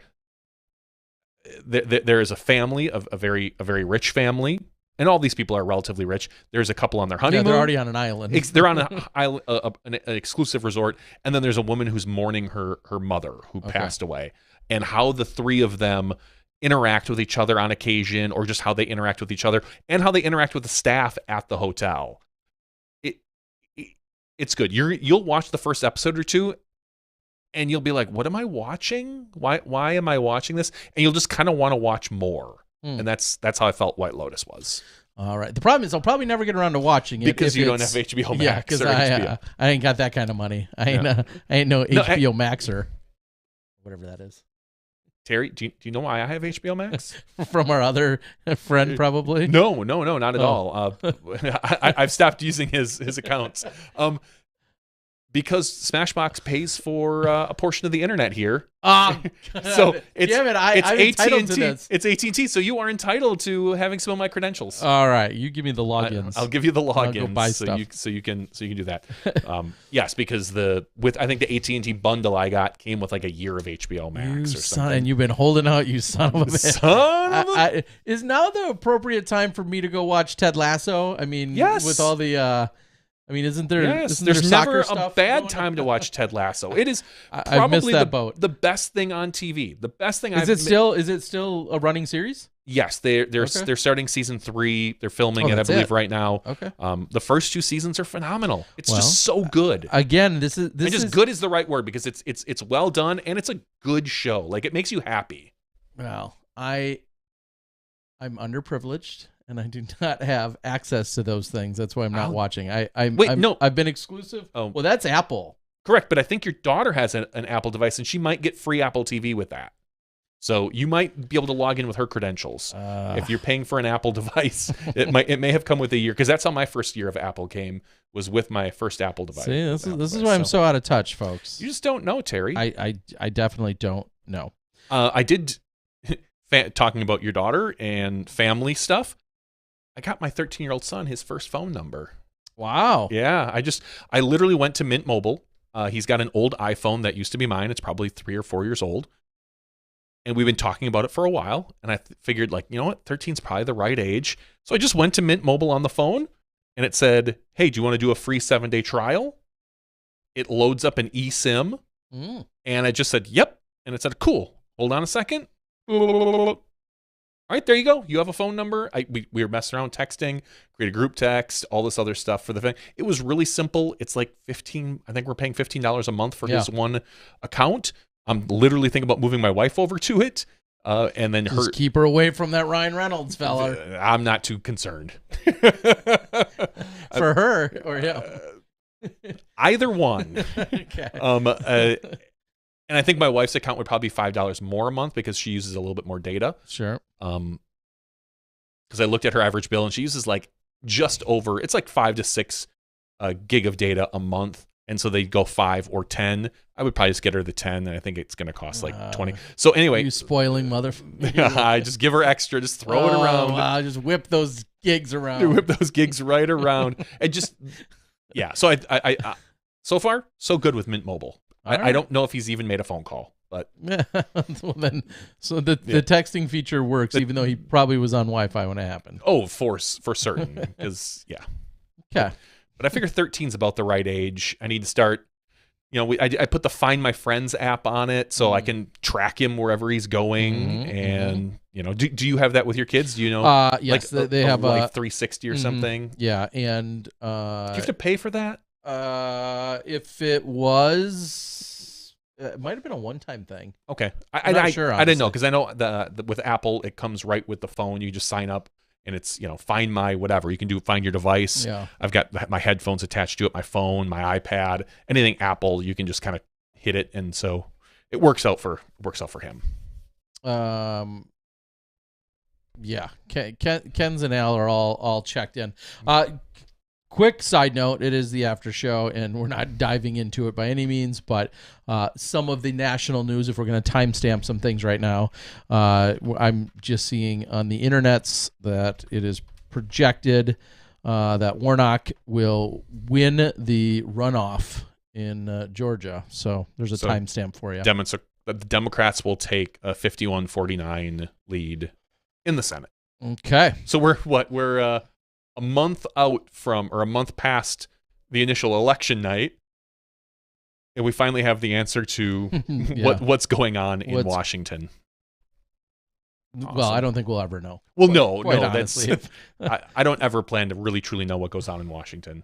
I think it's probably better. Maybe it's better we don't.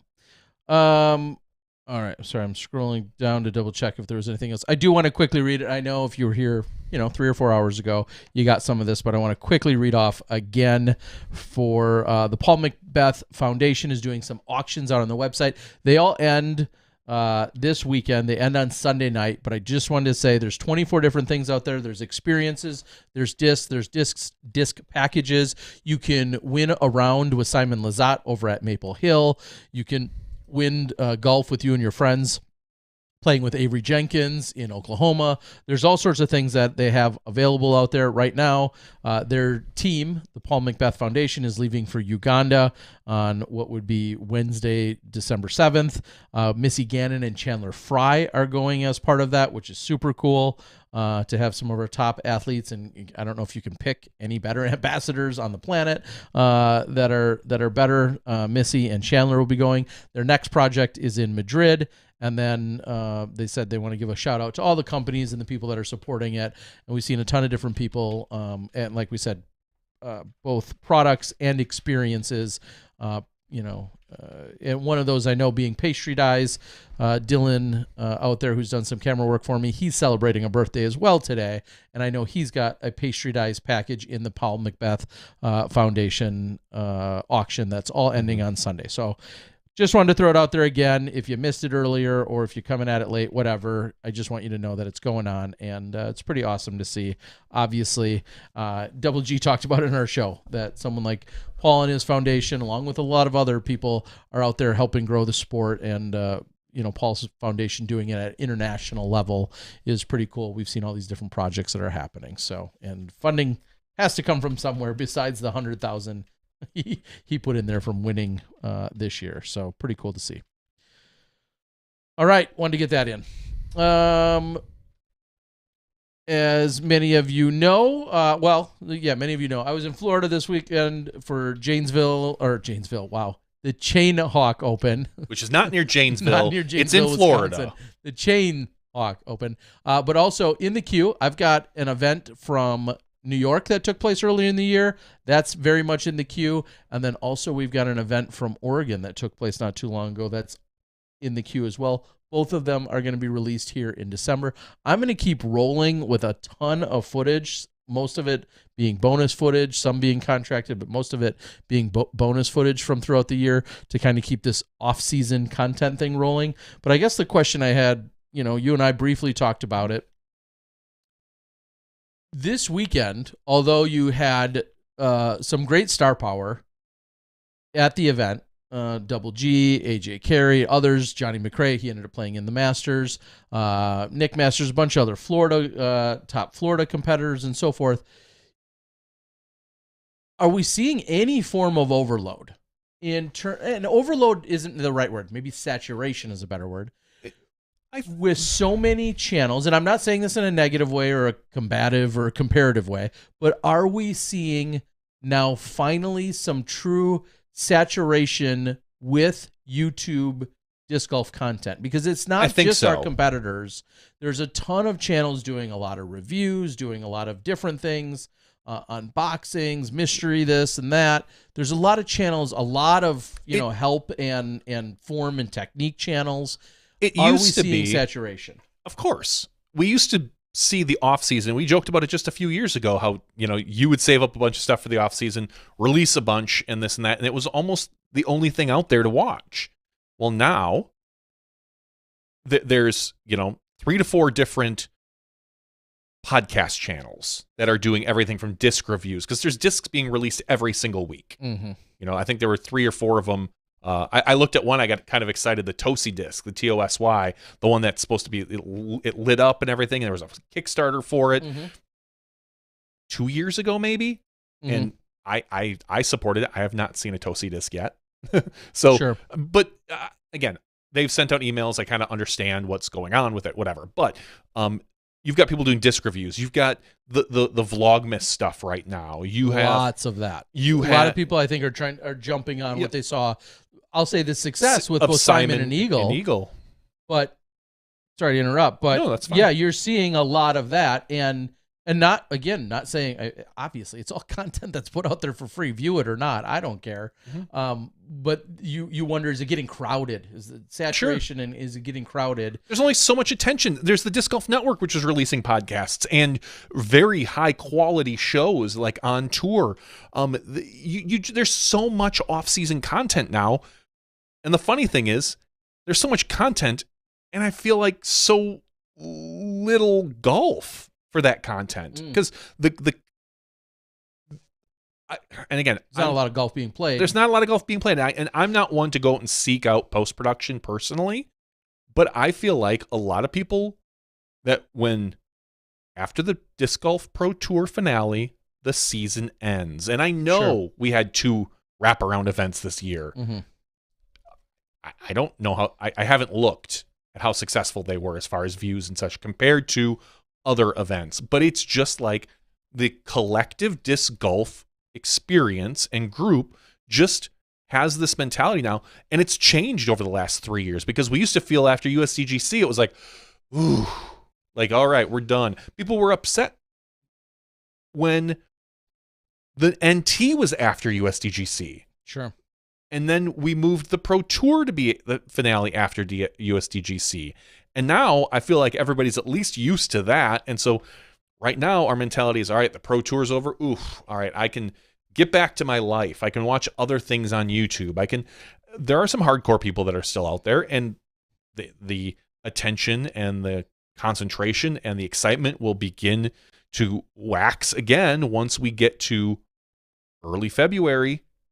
But right now it's waning. And I think that if you want to watch disc golf stuff, there's enough entertainment out there for you.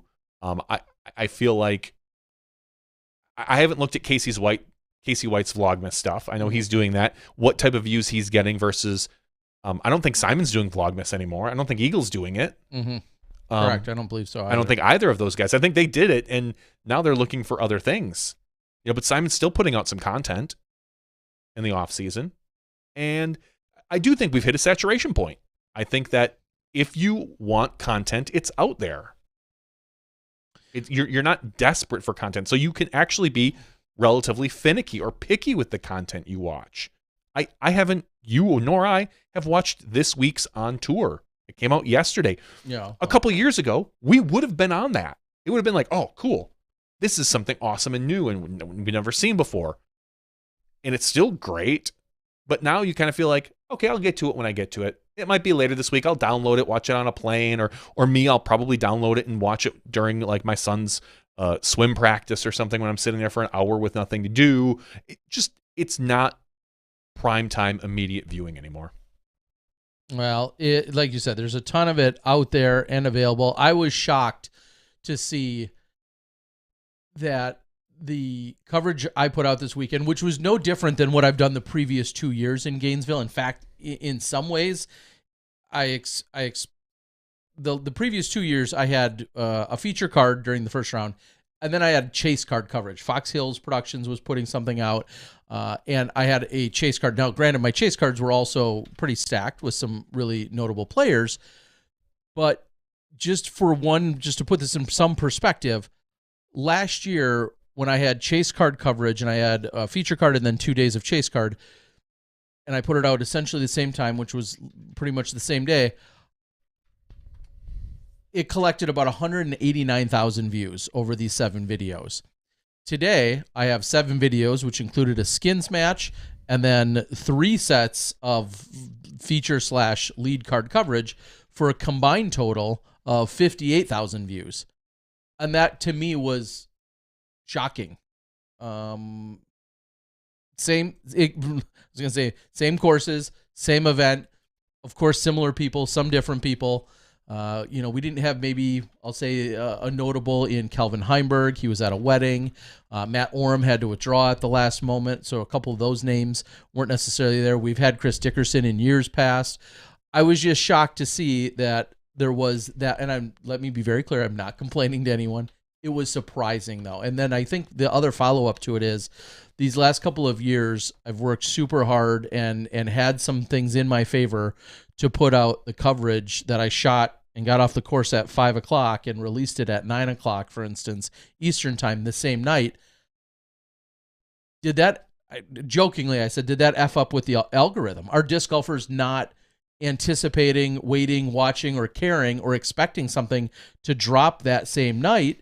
And then it doesn't trigger for the next morning, and by then it's maybe kind of lost in the shuffle come next morning, depending on how your YouTube feeds to you. Sure. And I wonder if if it's just the scheduling jacked it up. And I don't know how other people watch YouTube, because I watch an okay amount of YouTube these days. It's been more over the last few weeks. I've got probably 15 to 20 channels. And I think now I actually have a disc golf channel that I just subscribed to a couple weeks ago. Other than Alden's, I don't consider his disc golf related. His is more comedy. I kind of sit on my subscriptions page, and every couple hours I'll just do a refresh. Not one of my channels I set to alert me, and I just kind of keep track. I look at that and I'm like, oh look, there's a new video or 2 that comes out. Maybe if the people are getting an alert at 9 o'clock at night, if that's how they get their information, they do forget about it by 8 a.m. the next morning. Maybe there is a golden hour or a golden time period for releasing content. Maybe you do want to have it release at between 8 and 9 a.m. or something the next day. The next day, depending on what coast you're on. I don't know. Well, yeah, and that certainly factors in as well. I'm not of used course. to being on the East Coast. But even so, like even if you release it at 8 or 9 a.m. East Coast, that's 7 or 6, 5, depending on where you're going. Like, what is the right time? I don't know if there's a reason, or like you said, that just there is maybe less of an. Here's the other thought: maybe there's just less of an appetite for these events that aren't elites. 100% elite events, that because is absolutely a possibility. You get so, like, it used to be, you get 10 to 12 events in a major, and that was like your coverage. And then you would go and film all these little events, and there weren't a lot of people doing that. Well, now the Pro Tour is putting out so many events during the season that maybe it's just people are ready just to be like, okay, I can take a break. I'm not still eager for content.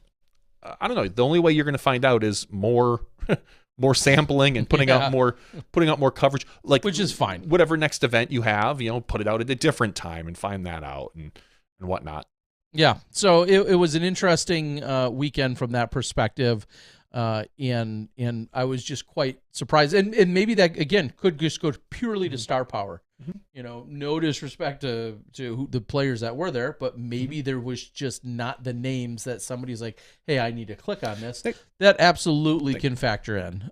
We know that. As much as he's antagonizing, Disc Blaster has a slight point here in saying that maybe just in general post-production is starting to slow down. Like, there's not the excitement now that we have all this live coverage. Maybe there's just not quite the excitement for post-production as much anymore. That's possible. Like, and I know, I phrased it differently than the way he put it, but maybe people, I'm going to compare it to drugs in that, cool, guess what? I get this high from watching live disc golf. It's in the moment. There's an excitement to it, and that's what I want now. I want live disc golf. If I can't watch it live, post-production, there's not maybe I'll get to it, maybe I won't, because we've seen over the last year or two the acceleration in live, and the views, the excitement, the quality, everything is really ramping up, and we've seen the views on, I'm just going to use Jomez as an example because they're the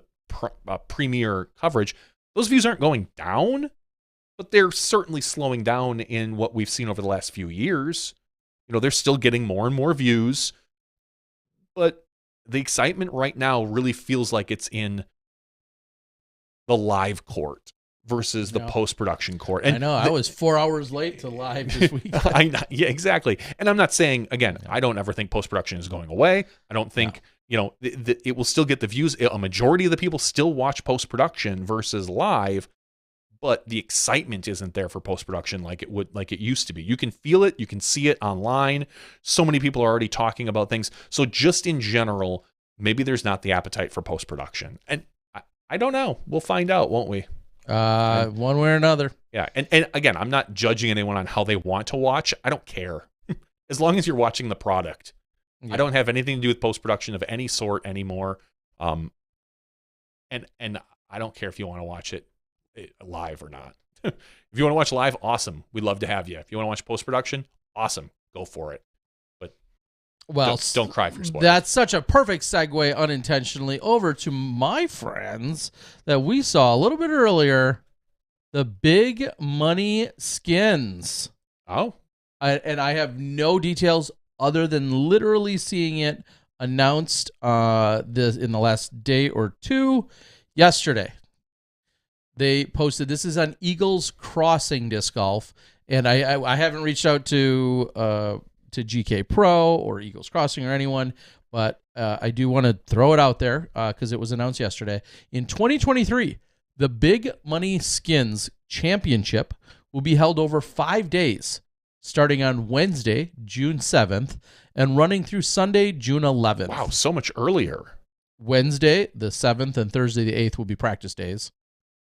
All right, I don't know if I love that wording then, because then it's really, if they're truly just practice days, then the event is okay. Anyway, there might be extra things going on those early days. Spectator tickets are on sale now and make a great Christmas gift. And then they tagged GK Productions, and then you go out.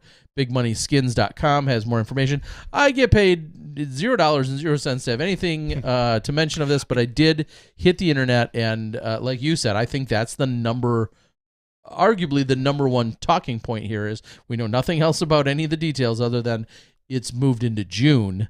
Are we going to get? It still says $50,000 guaranteed to the winner. Big Goog back? Is he coming back? I hope so. I mean, that's what plenty are calling for. He's part of the Skins history now. He's got to be. Coming back. That's what people were calling for. Everybody's calling for it. So and again, I'll say it before. I know it was a disaster for all of the companies involved for the live production, but from a pure entertainment perspective, from us that hung around and hung in that chat, couldn't ask for a better fun time. Just another quick perspective, and this was the first question that I did not answer until just now. I pulled up a spreadsheet from the Disc Golf Pro Tour to see, or I could have went to PDGA to see what coincides with that timing. And I just mentioned June 7th through the 11th. When I look at this other nifty spreadsheet, I see June 1st through the 4th listed as the Portland Open, an Elite Series Plus event. And then I see the next weekend, June 9th through the 11th, listed as a silver event, the Zootown Open in Missoula, Montana. Well, so Missouri is technically past Montana if you're coming from Portland.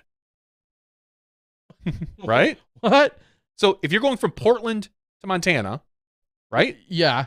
You're still way up in the Northwest and nowhere near Big Money Skins. So that's what I'm saying. Like, you would have to drive way past Montana to get to the Big Money Skins to turn around and go back to Montana if you're going to that silver event. You're not playing in both. You're not playing in Zootown and in the Big Money Skins. No, you can't. Yeah, same weekend. No, yeah, thank you. Yeah, I'm just saying, like, even so, work. Dynamic Discs, you're still going to Kansas. I mean, it's not quite as far, but you'd still have to drive past. I don't know. I think that what the big takeaway here is the timing of Zootown. Zootown's gonna basically being a conflict. I can imagine Zootown and Skins being a conflict. Who you want to say conflicts with the other? You could have that argument, but they conflict. I think depending on how this goes over, the same weekend. We've said before, like, these silver events,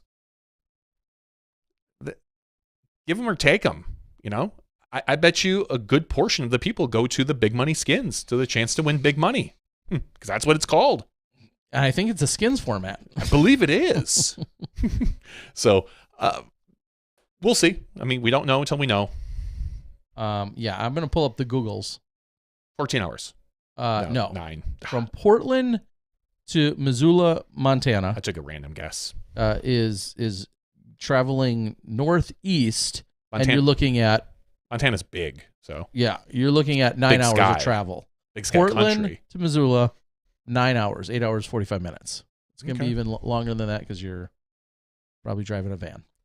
If you were going to go to Portland to, say, Hawk Point? You could just put St. Louis and pretty much get a close, because it'd be 30 minutes short of St. Louis, probably. What's Missouri? M-O. There we go. Mo. What's thinking? Yeah, I was going to say, Google's it's thinking like Hawk Point. Why would you want to drive that far? Please turn around. That's 29 hours. So you're not... I mean, you could be driving. You could drive it. Or you could fly in, fly back, and then continue your West Coast. Whatever's going to happen, we don't know. I'm just putting it all out there, checking them out. All right, so I want to move on to the next point. Okay. Which was brought up multiple times by Ray, and I appreciate you reiterating it and agree with you. Ray says that per PDGA rules, new PDGA rules out there, by the way, they have said that you essentially cannot ball up a disc commonly found by the blowfly. You cannot ball it up. I know. I've seen Paul Macbeth ball up a disc or two in his time. Usually a putter after he misses. Yeah, you cannot ball it up and then throw it in that fashion. Sure. And some would call me, for the most part, a PDGA homer, and I support the PDGA. I don't like that rule. Really? I don't. Is it because there is like a vagueness as far as what balling it up? If you hit a tree and taco a disc, so to speak, put a big crease in it, you know, and now it's kind of we'll say A-shaped or V-shaped, upside down, concave. Can you continue to use it? I mean, I can understand the concept that they want to keep the sport as, we'll say, natural. If you're in the NBA and you're sitting there, you get a rebound and you're going to go put the ball back up. Can you flatten the ball so that you can grab it in one hand? Like you're sitting there with a shiv. You shiv the ball, and then now you hold it so nobody can try to take it from you, and you go and slam it. You can't do that. Like you've completely changed the shape of the playing device. And I get it. We use discs, and in general, it kind of feels like the same thing they did when they outlawed, so to speak, the turbo putter. That's not what it feels that to me. Like, no, doesn't to me. They want a specific style of device, a circular device. Then this is, to me, is way too close to the idea of the joke that's been made for many years and or the trolling or antagonizing. Way too similar to say, well, while we're at it, you can't throw an overhand. You can't throw a thumber, tomahawk, whatever you want to call it, UD, a grenade.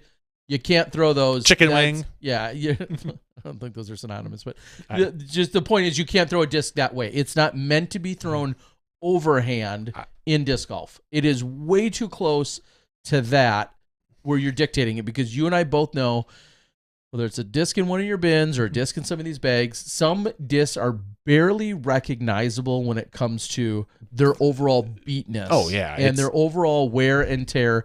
And no, I'm still good with you. You can't have a hole in the disc. It can't be cracked, and all the other rules that you have to maintain that much integrity to it. But the fact that you cannot, it's funny. The more I think about it, the more I dislike the rule.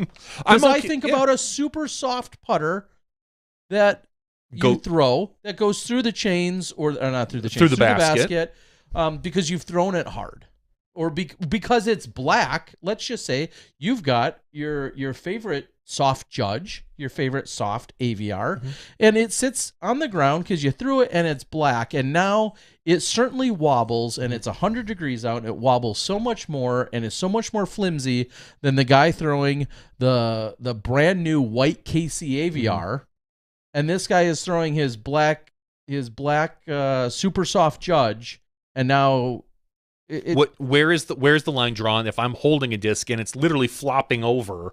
I didn't purposefully do it, but exactly. But it's literally like, yeah, it's limp. You're limp. You got a limp disc. You've got a limp disc. Yeah, you do. Limp disc it, and versus a stiff putter. I get it. I understand the concept.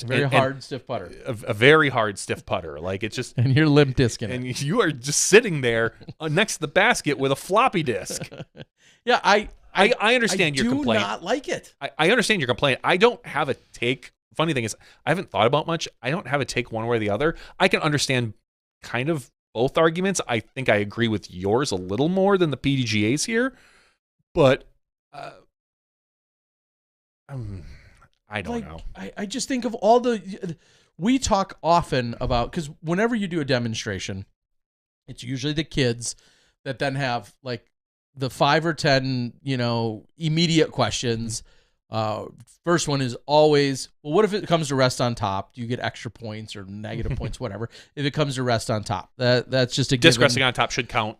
What if it lands in the chains but doesn't land in the basket? Depending on how you've clarified that already.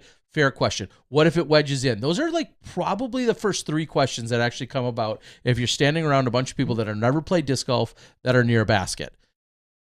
Outside of that, you essentially say, however you want to get it from this tee, this area, into this basket. That's your creativity. That's the sport. That's not, you're on your own. Mm-hmm. And then somebody will inevitably make a joke often of like, oh, well, I probably can't throw it like this, and they'll make like a tomahawk motion or an overhand motion, however they reference it. And no, you're like, no, you can do whatever you want. Well, what if it hits the tree and bounces to the basket? That's good. What if I accidentally throw and it skips or rolls, hits off 2 trees, then goes in? That's all good. That all counts. But now we're drawing a line at, hey, this super soft putter, usually, you cannot, first of all, how many people are doing that? Just Matt Bell. Matt Bell. Which is great. And how often does he actually do it during events? Essentially never. Correct. Essentially never. I understand the PDGA has to make a decision on this, but do they? Yes, Wait, yes. why? I think you have to make some decision. Not saying they made the right decision, but the question is being asked. The question is, what is it? Because you are getting dangerously close to defining how people should throw a disc. Whether it's the Calvin basketball putt, bingo. Because when the disc flips end over end, or the way Kelvin does it, it's like a straight Anheuser. But we always did the flip the it Kobe, end the over end. fadeaway where it flips over. Can you do that? I mean, the disc is not flying anyway near the way it quote unquote was intended to be thrown. So, Terry. I'm just gonna say, and this is not a this is a specifically, I believe, rules committee, which then puts their recommendations in front of the board. The board often, I think, all but rubber stamps that, assuming that the rules committee is all in agreement, blah, blah, blah. This all goes through a whole process. This isn't a flippant decision. And maybe that's a good reason to have someone from the rules committee on here to maybe there's a perfect explanation that we are just wildly overseeing. But I just think of right now we have technical standards, and I don't know all of them, of course, because I'm not that smart. But we have technical standards for how rigid, how stiff a disc can be. There's a certain stiffness in which a disc cannot exceed. Once it exceeds that stiffness, it's considered dangerous. Yeah. But there's no specification how floppy it can be. No. If you want to show up with a soft disc, more power to you. And then, like I said, even if it doesn't, there's certain discs that you leave in the sun because you're playing somewhere and it's hot out. It reacts differently. I'm good. Anyway, thanks for getting me fired up.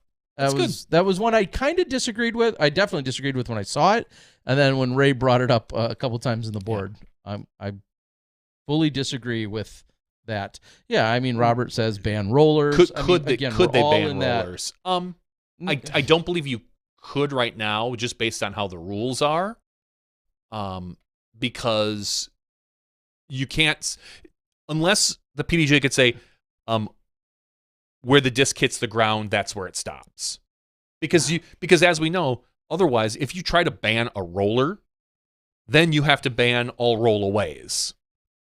Because there's no right. There's no distinction. At what point are we? Because there's no distinction between accidentally and purposefully doing it. You can't. Some people might like that. Even play on a De La Viega. Sure. You're like, heck yeah, let's ban rollers. Yep. Although we do kind of judge intention in the rules when we say like a practice throw. Sure. That's kind of like, was it an intentional throw? I forget the exact phrasing, but I don't know, Terry Miller. I'm not paid to make rules. I don't think they are either, but I'm just paid to talk about them. But yes, the PDJ did release their 2023 updated rules, and I believe there were some things in the competition manual as well. And I thought there was a very good question Robert Leonard answered, like, why have two books? And he had a really great answer. And he more or less said, the rules book is what you should be following every time you step out on the course. If you play casually with your friends, those are the rules. The competition manual really focuses on event play. Like what does, everything from dress codes to all that stuff. Like you don't payouts. How does a payout system work? You don't have those things don't really affect the rules of play. Like, in theory, if you and I go out to play a casual round, I miss a Mando, that's a rule now. Like, I should play the Mando the way the PDGA was meant to play. But if I show up on the practice course with you and I'm wearing my normal Daisy Dukes, those don't fly at the Pro Tour. Come on, baby, kick them daisies. And if you want to bid on playing around with me and Daisy Dukes at the Paul Macbeth Foundation, they will ban you. They will ban me. They will absolutely not do that. They will not let you play at the same course. They will make sure I don't show up. So that's kind of the distinguishing factors between those two guides. I looked through. Could they be in the same book though? I guess that's you could have them in. You could have them in the same book. I suppose you could kind of download, kind of separate. The other thing that was really interesting is we had a question a few weeks ago. Why do the rules start at 800, Terry? Remember? Did we have that question? There was a question about why, because it made it feel that someone on the board was like, it makes it feel like there's so many rules if they're starting in the 800s. You know why the answer is? Yes, because you used to have to, if you didn't know the rules, you'd have to call a 1-800 number. No. No, I don't feel like I remember. Every disc sport starts with a separate set of hundreds. So like, yeah, dang. Guts might. I learned something new today. Guts might, and I don't know the real. So there answer. were 7 other significant disc sport. Apparently, probably freestyle, Guts, maybe DDC. I don't know exactly. MTA, those things. I think it had something to do with like WIFDIF way back in the day, designated each sport as a separate rule section. So that's why ours are 800. Ultimate. I'm gonna just Google Ultimate Frisbee rules, and the official rules of Ultimate. Yeah. And I'm just wondering. You might have to look up like a rule book. Yeah. And I'm not challenging you. You're You're doubting me. And I believe I saw. I was gonna say, where did you get this? I believe intel? I saw Robert McLeod post that. Okay, well, he's a smart fellow. Frisbee Rob. Yeah, he's got Frisbee in his name. He would What the know. F, Rob. Yeah. I believe it was him that posted that because we had posted it on the board, or we had mentioned it on the podcast, and I think it kind of got around a little bit. It's gonna bring me to the same thing. Yep. Maybe look up WIFDIF rules or something. So. Yeah, I see just like Roman numerals and then subsections A, B's, and C's and things of that nature for the 11th edition of Ultimate. WIFDIF rules for Ultimate introduction. Here we go. Download. Yeah, but anyway, that's what that's incredible. What I heard, that each specific sport had a different original set of rules, and that's why they started in the certain hundreds. I think even more interestingly, when you go out to this, I don't know if it's WIFDIF. I'm just saying, but just in general, when you go out here, they list on this website, download a PDF version of the rules of Ultimate 2021 through 2024. Does that gives me some finality as to when they won't be changed? They won't even be considered to be changed for the next 3 years. Yeah, I don't mind that. Interesting. Anyway, yeah, I'm not backing up. My Googles aren't backing up your alleged claim. Yeah, each different discipline, I believe, or something is what it was judged as. Anyway, if that's the case, I think that's awesome, and that's certainly good to know, guys. Just remember that's going to be in the that's going to be a quiz question. That's the end of the year test for you. Yeah, exactly. Make sure you're making your notes if that is in fact the case. All right, I'm going to go out to something else here and clickety clack. I don't know why that doesn't work. Yeah, so here Guts starts at 300. They're 303, their rules in play. So Guts is a 300, we're an 800. So it backs me up a little bit. No, it seems legitimate, right? Like I sound smart when I say something like that. I'm not going that far. I don't know. Especially since you're just repeating what somebody else said. Everybody here learned something now. That is very true. But I thought about that. I actually learned that like 2 or 3 weeks ago, and I forgot to bring it up. And we were talking. Now that we're talking about rules, you just gotta store those nuggets. It's not even Christmas. I do. You're just storing those nuggets of information. Your kids participate in Saint Nick? No. Who's that? They don't know. Shut up. Okay. Don't bring them up. Did you as a kid? No, I did not. And okay. I think that largely drives that bus. Of course, if it was a family tradition, then you're more likely to then carry it on, so on and so forth. I had one friend, my best friend at the time, Stinky. His best friend was named Stinky. His nickname was Stinky. Sadly enough, that was an older nickname, but anyway, his PDJ number is still one after mine. Him and his family had Saint Nick, and I was just always like, oh. Well, you're kind of like a rich, spoiled kid. Must be nice, whatever that is. And that was the extent. I never further investigated. I didn't really care. This was pre-internet, everyone. Mm-hmm. And it was never much of a thing. It was definitely not part of my family and our traditions. And therefore, I was very much neglected and left out. Well, as you should have been. We participated in St. Nick as kids when my parents remembered. Because it's one of those things. It's like, oh yeah, it's December 5th or whatever. Like, okay. I thought growing up that it was more of a Dutch tradition, because we were taught like you put your shoes out, and usually it was like there was a set of wooden shoes at my grandmother's house. They would put the shoes out in the entryway, and then like there'd be candy, like a little bag of candy in your shoe. or your stocking or whatever it was, but it was always in wooden shoes. And I don't know why. So I grew up for a while thinking that it was much more of a Dutch tradition, but I find out I think it's more in general, it's a Christian type thing with Saint Nick. And so, yeah, my wife apparently participated in it as well, but we're continuing the tradition with our kids. And like literally the kids got an ornament for the tree and a full-size Reese's peanut butter cup. Oh, with the four of them. Steal that. Oh, it's upstairs. King size? Oh, yeah. I might steal that. Which actually worked. Saint Nick just got Saint Terry. Which is funny because they have an advent calendar, a Reese's advent calendar this year as well. Yeah, I will go, as ignorant as I'm about to sound, I'm okay with that. I will go ahead and say I know absolutely nothing of the story, the tradition. Neither do I. Nothing about it. We were just told, cool. Like, why the F is... Put your shoes in the entryway and they'll have candy in them later. And it was always like a little candy or a little gift or something. It was never anything more than like $10. Like that was just...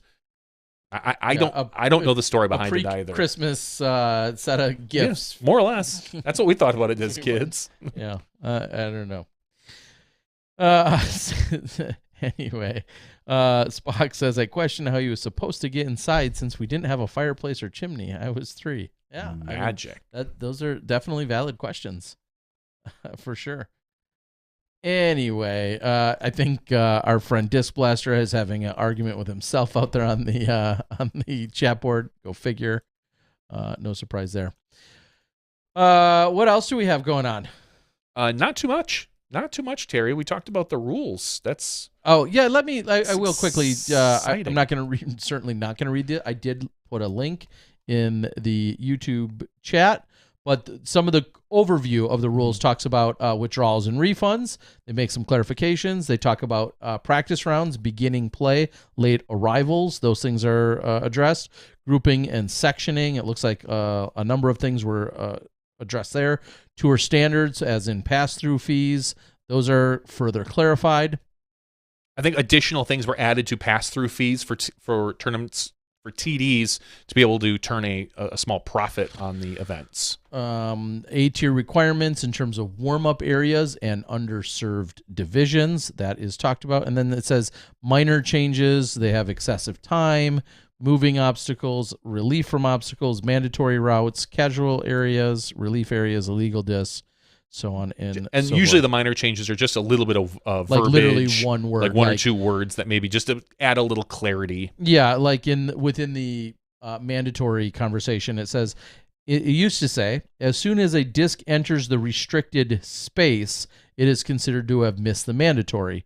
Now the rule states as soon as the disc enters the restricted plane, it is considered to have missed the mandatory. So literally, one word. Somebody had a discussion with someone like, well, did it... What about in the Matrix if it's plane? like restricted? And yeah. Again, they're trying to make more and more clarifications. The one thing that I hate about most rules conversations is they're very semantics based, like just like nitty gritty, fine detail word. Sometimes that, but also you'll have a lot of people that say, "Why are the rules so complicated? And why are there some of these this verbiage in here? And they're so gosh darn complicated." And then other people will say, "There's a million scenarios that aren't laid out. Why aren't the rules more explicit and clear?" And it's like trying to find that fine balance. I'm not on the rules committee. I'd never want to be on the rules committee. I just got done ripping on a decision that they arrived at. I just find like there's a no-win there. There's absolutely a no-win because we see a million things unfold that are like super unique, and then somebody says, "Why isn't this laid out in the rules?" And then somebody else will turn around and say, "Why are rules so damn complicated? It's so obvious." It's like, but it's not obvious to somebody. And we have all these situations that unfold. So yeah. Anyway, so there's a ton of that stuff out there. It talks about dress codes, tournament director. I think one thing that's interesting, it does state here, which maybe wasn't laid out before, says for tournament director, any qualified current PDGA member age 18 or over who is interested in running a tournament, blah, blah, blah, blah, blah. PDGA members under the age of 18 may not be tournament directors. You think about like the honor and the cool factor and the amazing go-getter, entrepreneurial, like all these things that go along with being a tournament director. I was a very young tournament director, and I wore that badge proudly. Yeah, you probably ran your first event at what, 19? Yeah, somewhere in just about. But just think, like, that's a legitimate thing to factor in, because think about a legal implication if some major shit went wrong and you have a 16-year-old on record of running this tournament. Like, that's such a can of worms. Yeah. And I applaud. I know a number of people who have been under the age of 18 who have been listed as tournament directors, and I applaud everything that Can they still be put forth. assistant tournament directors? Maybe. I don't know. In running a sanctioned event required to take and pass an online tournament procedures, blah, blah, blah. The test that will be based upon the official rules. PDGA members under the age of 18 may not be tournament directors. I think assistant tournament director still would fall under that umbrella. I would think maybe for that same reason. Let's say something major goes on at the event, something catastrophic in a negative way happens, and next thing you know, you have this 14-year-old on record that's talking to insurance and talking to municipalities and lawsuits involved. Like, so for what it's worth, I totally commend that idea. It may dishearten a few of our young go-getters. I think of I don't believe I'm drawing a blank on her name, out of Kansas City. She's done so many amazing things with DD, and I cannot believe I'm drawing. Anyway, Ava Meyer. As soon as you said DD, I was like, Ava Meyer. Incredible. And I believe she's been a tournament director on record for events. And she is this incredible she won't be 18 human. for a few years. Exactly. She's this incredible human and spirit and one of the greatest ambassadors of the game. But she may not then have that opportunity, which it does make logical sense. Lucy Burke, I believe, fits into that category as well. Not anymore. She used to run. I know she had run a sanctioned tournament before she was the age of 18. I believe she's 18 now. I commend her on that, but from a legal perspective, it does make sense. I get it. Anyway. So that's something else. That's I know there were some complaints coming out of some camps, as we can imagine. Real quick, okay. How do you argue with a you're a 44-year-old adult, and I'm sitting there that just gets out bickering. Yeah, I'm being a scrupulous tournament player competitor, and I'm sitting here and yelling or arguing with a 13-year-old. It just yeah. That would hopefully never be the case. Well, it won't be now. It won't be now. Anyway, go on. There were some talks about, obviously, the big off-season discussion is going to be the transgender players, about why there wasn't an announcement with the rules. Like, does that fit together either in the competition portion of it, sure, or the rules portion of it? I don't know which one it would probably go into. I would assume the competition portion. Probably. But anyway, there was no announcement on that, and there has been no word from the PDGA yet as far as which direction or when. If any. Yeah, exactly. Or when, if at all, it's going to be announced. Yeah. As far as we're concerned, or under the understanding is that whatever rules that are in place, we have, like you just said, we haven't seen any deviation from that to state otherwise. And if there is, I would assume that we would hear that sooner than later if we're just worrying about a calendar perspective. Yes. Clearly, there can be policy and rules and things that get changed mid-year, mid-whatever, at any given point, early season, late season, all that can happen. But it feels as if there's going to be any significant changes, the beginning of the year does seem to be the most appropriate timing. Do you think that we will see a change in policy and or some kind of addressed conversation piece? I think the answer is yes. You think yes? We'll see. I want to say clarification. I don't want to see change, but I think there's going to be some continued conversation and or potential policy update and or something of that nature. To what degree, I don't know, but I think we're going to see a little more definition if that's maybe Sure, the right word. Sure. And honestly, clarity. To me, it kind of makes sense not to drop that with the rules decision, with the rules update this Sure. week, because if the PDGA wants to, we'll just say, maximize your eyeballs and have the focus on them, you drop the rules information, you let everybody digest that, so it's not looked over. Because regardless of what the other decision is going to be, everything that entire week is going to be gone. It won't matter. If you want to get away with something in the PDGA right now, you do it during that drop. Like, if you want to start, leveling a forest on hole 6, do it during that week, because no one will talk about it at all. If you want to make your sponsorship announcement, don't do it that week if you want to have any attention, because whenever this decision gets dropped or clarified, it's going to dominate the news cycle. Yeah. Do you see a scenario at all that whatever the clarification is, that the DGPT goes their own way, one way or the other? That's a good question, because I feel like they obviously have a very working partnership and relationship, and the Disc Golf Pro Tour is, I think it's worded as the official professional tour of the PDGA. Something along those lines. I think is the line, is how it's listed. So to see them deviate from anything, I think would be surprising, but at the same time it wouldn't, because there are already, I don't want to say exceptions isn't the right word I'm making, there are considerations that are made for the Pro Tour that aren't made at other levels already. So it wouldn't be that crazy for it to happen. I just don't know if it would. Could you see a scenario, and I think I know the answer to this one, that the PDGA makes the decision that comes out and clarifies and says it is tournament director discretion as to whether or not to allow transgender athletes?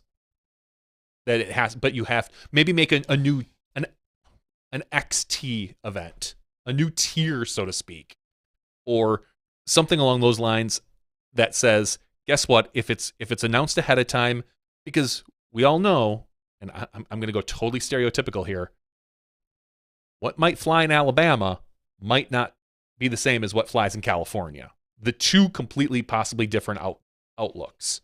Now, again, that's stereotypical. Obviously, sure. This particular subject crosses a lot of different state lines and boundaries and political affiliations and whatever you want to say. Would you ever see a scenario that the PDGA would give a tournament director option, almost like, I hate to compare it, like the 2-meter rule? Yeah, it seems so petty to compare it to a 2-meter rule, but I don't see, with regard specifically to this conversation and this topic, I don't see it. I don't want to say being reduced to just a TD's discretion, but I don't think that will be a potential solution.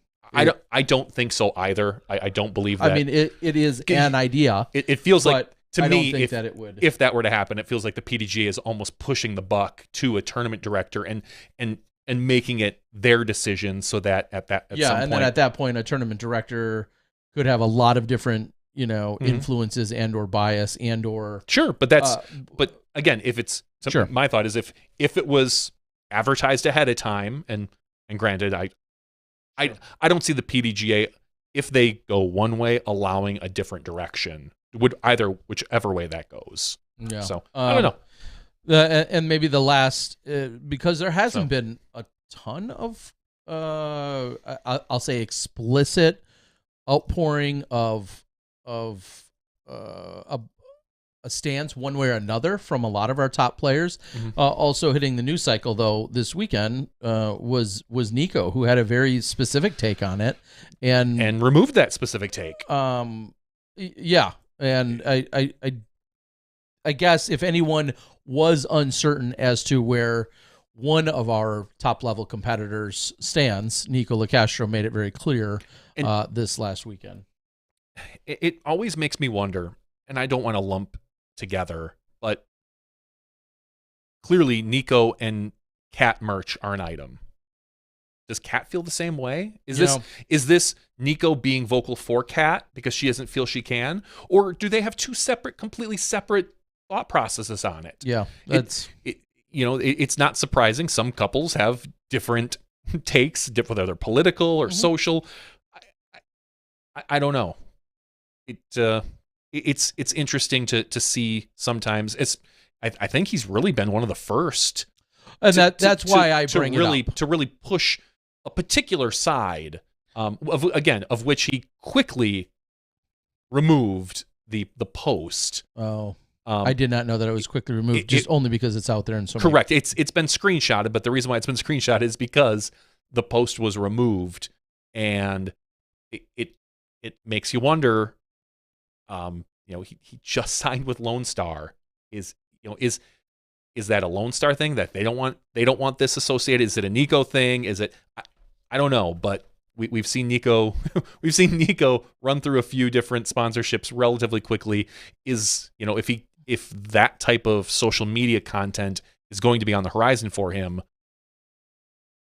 how do his sponsors feel about that? I don't know the answers. Maybe they're totally fine with it. Maybe they're not. I don't know. Okay. Well, plenty of conversation about the rules that was then had. It's actually kind of funny. You don't normally see a lot of responses posted to the PDGA's page. You don't. And now as I'm scrolling down, I'm seeing a slew of responses.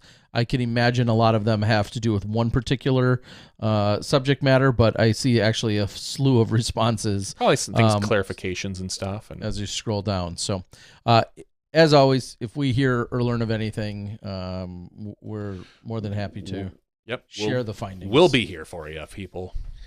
All right, Johnny, I think you can fire up our giveaway. Patreon.com/SmashboxTV if you want to be eligible for our weekly giveaway. Are we giving away?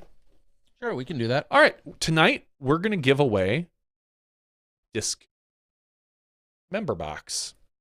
So, if you're not familiar with what Disc Member Box is, it's a monthly subscription service that you can sign up for. And they're one of the first, if not the first one, possibly. And you get what's in the box that they send you. What's in the box? And I was just thinking about this earlier today when I got the box. And I thought, there are so many more manufacturers now that you just never get a chance to try out. Like, again, I don't know particularly what a Lone Star Armadillo does, but if I got one in a box, I think that'd be awesome. And to think that a box like this gets you the chance to try out new plastic or just cool plastic. Maybe it's your favorite disc. I don't know what's in this month's Disc Member Box. I'm not going to go to the website and look because I like to be surprised. And by surprise, I mean I never know because I get it and I send it out to you guys. So anyway, Disc Member, you can go out there and sign up. It's like a minimum of like $40 worth of stuff, and I think you only pay $25 a month if you want the base level subscription. At one point, they had a waiting list. I don't know if they do anymore, but if you're interested, please, by all means, they help support Smashbox, so please go ahead and support them. I am going to pull up our friendly random.org, the place where Terry used to go find dates. It's so friendly, if you know what I mean. We have 152 people eligible. Terry, you know the procedure. You get to pick what number, how many times I generate this number. Well, before I do that, I'm going to quickly get in another random reminder that's very, very specific to just a few of you that are watching. Ben Askren's having a book signing tomorrow in the Brookfield Square Mall. Yes. And, of course, only if you're hearing this still on Tuesday or Wednesday does this apply to you. But Ben Askren, of course, our host at the Funky Farms at his house the last couple of years of the event. And if you didn't know, he was a UFC feller type, Bellator, I think. And anyway. Bellator and UFC. Yeah. So anyway, he is having a book signing. He just released a book. And autobiography in the is that the fancy word? I believe so. Gosh, I learned something else new today. Anyway, but he did release it, and it is out, and he's doing a signing. And I keep telling everybody, he actually reached out to me as well, but I keep telling everyone, go buy the book. That's exactly what I'll do. but then also bring a disc along. He'll sign that for you as well.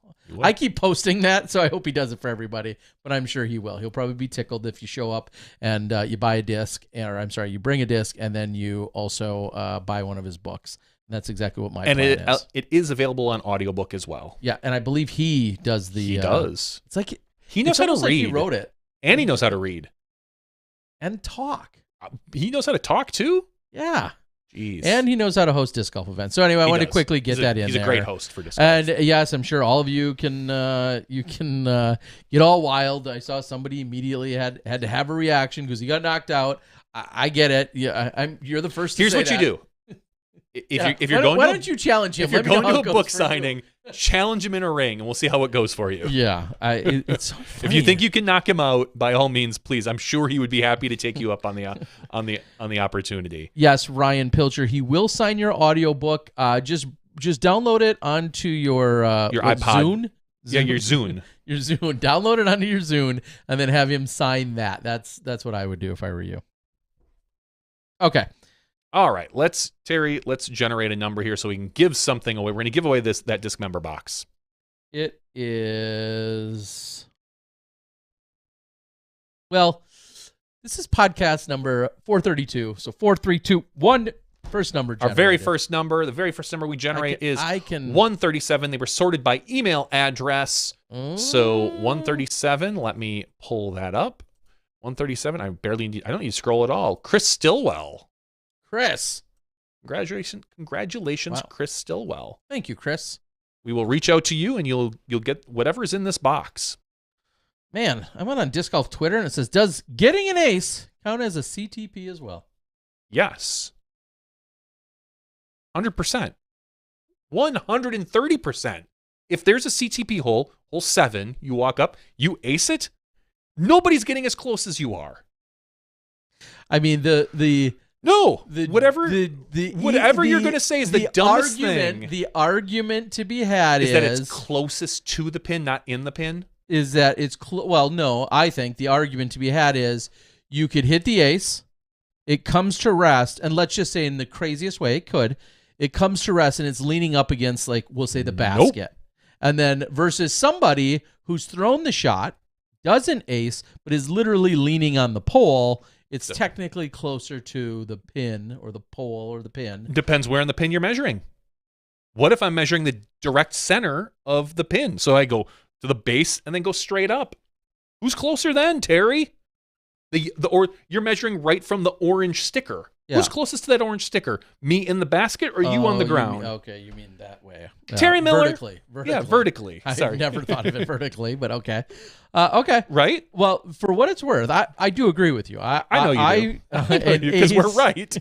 An ace does count as closest to the pin. I don't care if it's, let me put it this way. And here's maybe the more extreme example. It goes into the basket. It's fighting its way out, and it's wedged into the basket. It's an ace, right? Mm-hmm. It's wedged into the side of the basket versus the person who threw it, and it's now leaning up against the pole. Clearly, the one leaning up against the pole is more centered than the one that's on its way out but still hanging by the basket. That's where somebody would make the argument that technically the leaner is closer. You correctly disagree with that logic. I correctly disagree with that. Like, define what the pin is. Show me the term pin in the rule books. It's always called a target. Or pole. Or pole. Catching device. Yeah. Like, where is the pin? Is it the pin that sticks in the hold the basket into the sleeve? Because the DGA ones have a few pins. Yeah. Which pin are you talking about? So if you think that aces don't count, you're wrong, and you're too stupid to play.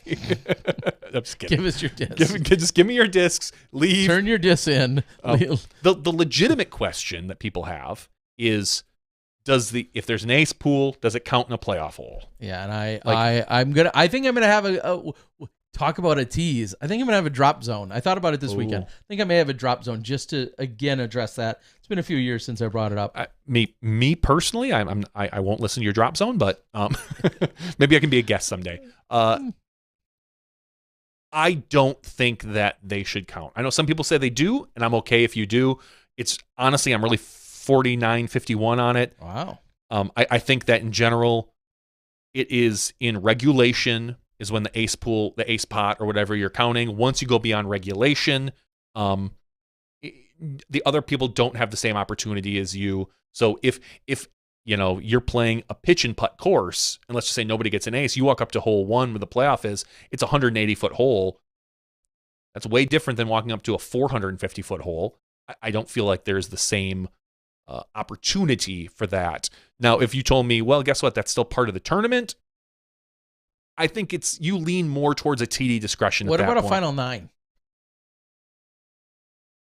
Yes, that's still part of the tournament. That's still, I mean, it's all part of the tournament.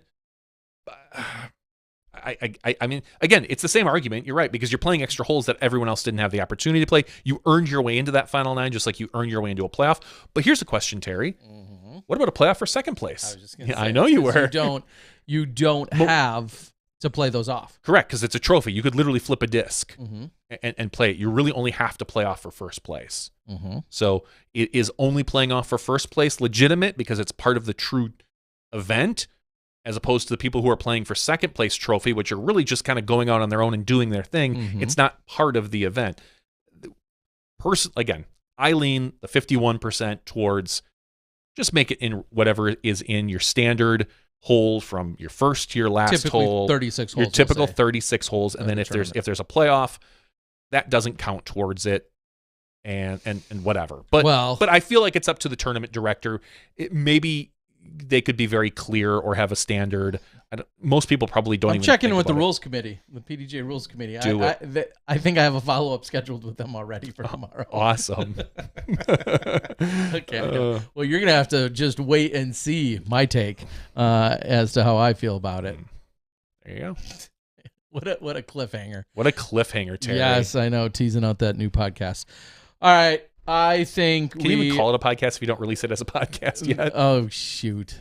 Is it really 12:44? It really is, not Terry. Eastern time? No. We went 3:44 tonight instead of 2:44? We had 2 long guests and then an after show, and we talked a lot. Yeah, I guess you do. I was I feel sorry for I was a guest on a podcast for Fantasy Disc First Golf. and last time on that one? Probably. I would assume so. I apologized at the end because I told him I literally smashboxed your podcast because he always shoots for a half hour. How'd that go? Not well, Terry. Not well. Hour and 15 minutes. And that doesn't. How did I miss this? That doesn't include the half hour before the thing that we talked and the half hour after that we talked. Oh my gosh. And which were related less to fantasy a little bit, but less and more disc golf related. But let me tell you, I apologized and said, I'm sorry, buddy, that I smashboxed your podcast, but a half hour ain't cutting it. No, not with all your dumb information. No. Gosh, we could spend a half hour just correcting you for God's sakes every night. Doubtful. I could. We don't do corrections. All right, guys, we are into December. We're so glad you guys are here and looking forward to closing out 2022. I think we've got a lot of good info and news, honestly, still in the hopper. It's still coming. There's still a lot of good stuff. I've got some secret insight that you're just going to have to tune in next week to find out more about. So that's been Podcast 432's After Show. Bye. Thank you for joining us. As we said, if you're in the area, come check out that Ben Askren book signing. And if not, well, you heard about it a week too late. For Johnny V, I'm Terry Miller, the Disc Golf Guy. We'll see you next week when you step inside the Smashbox.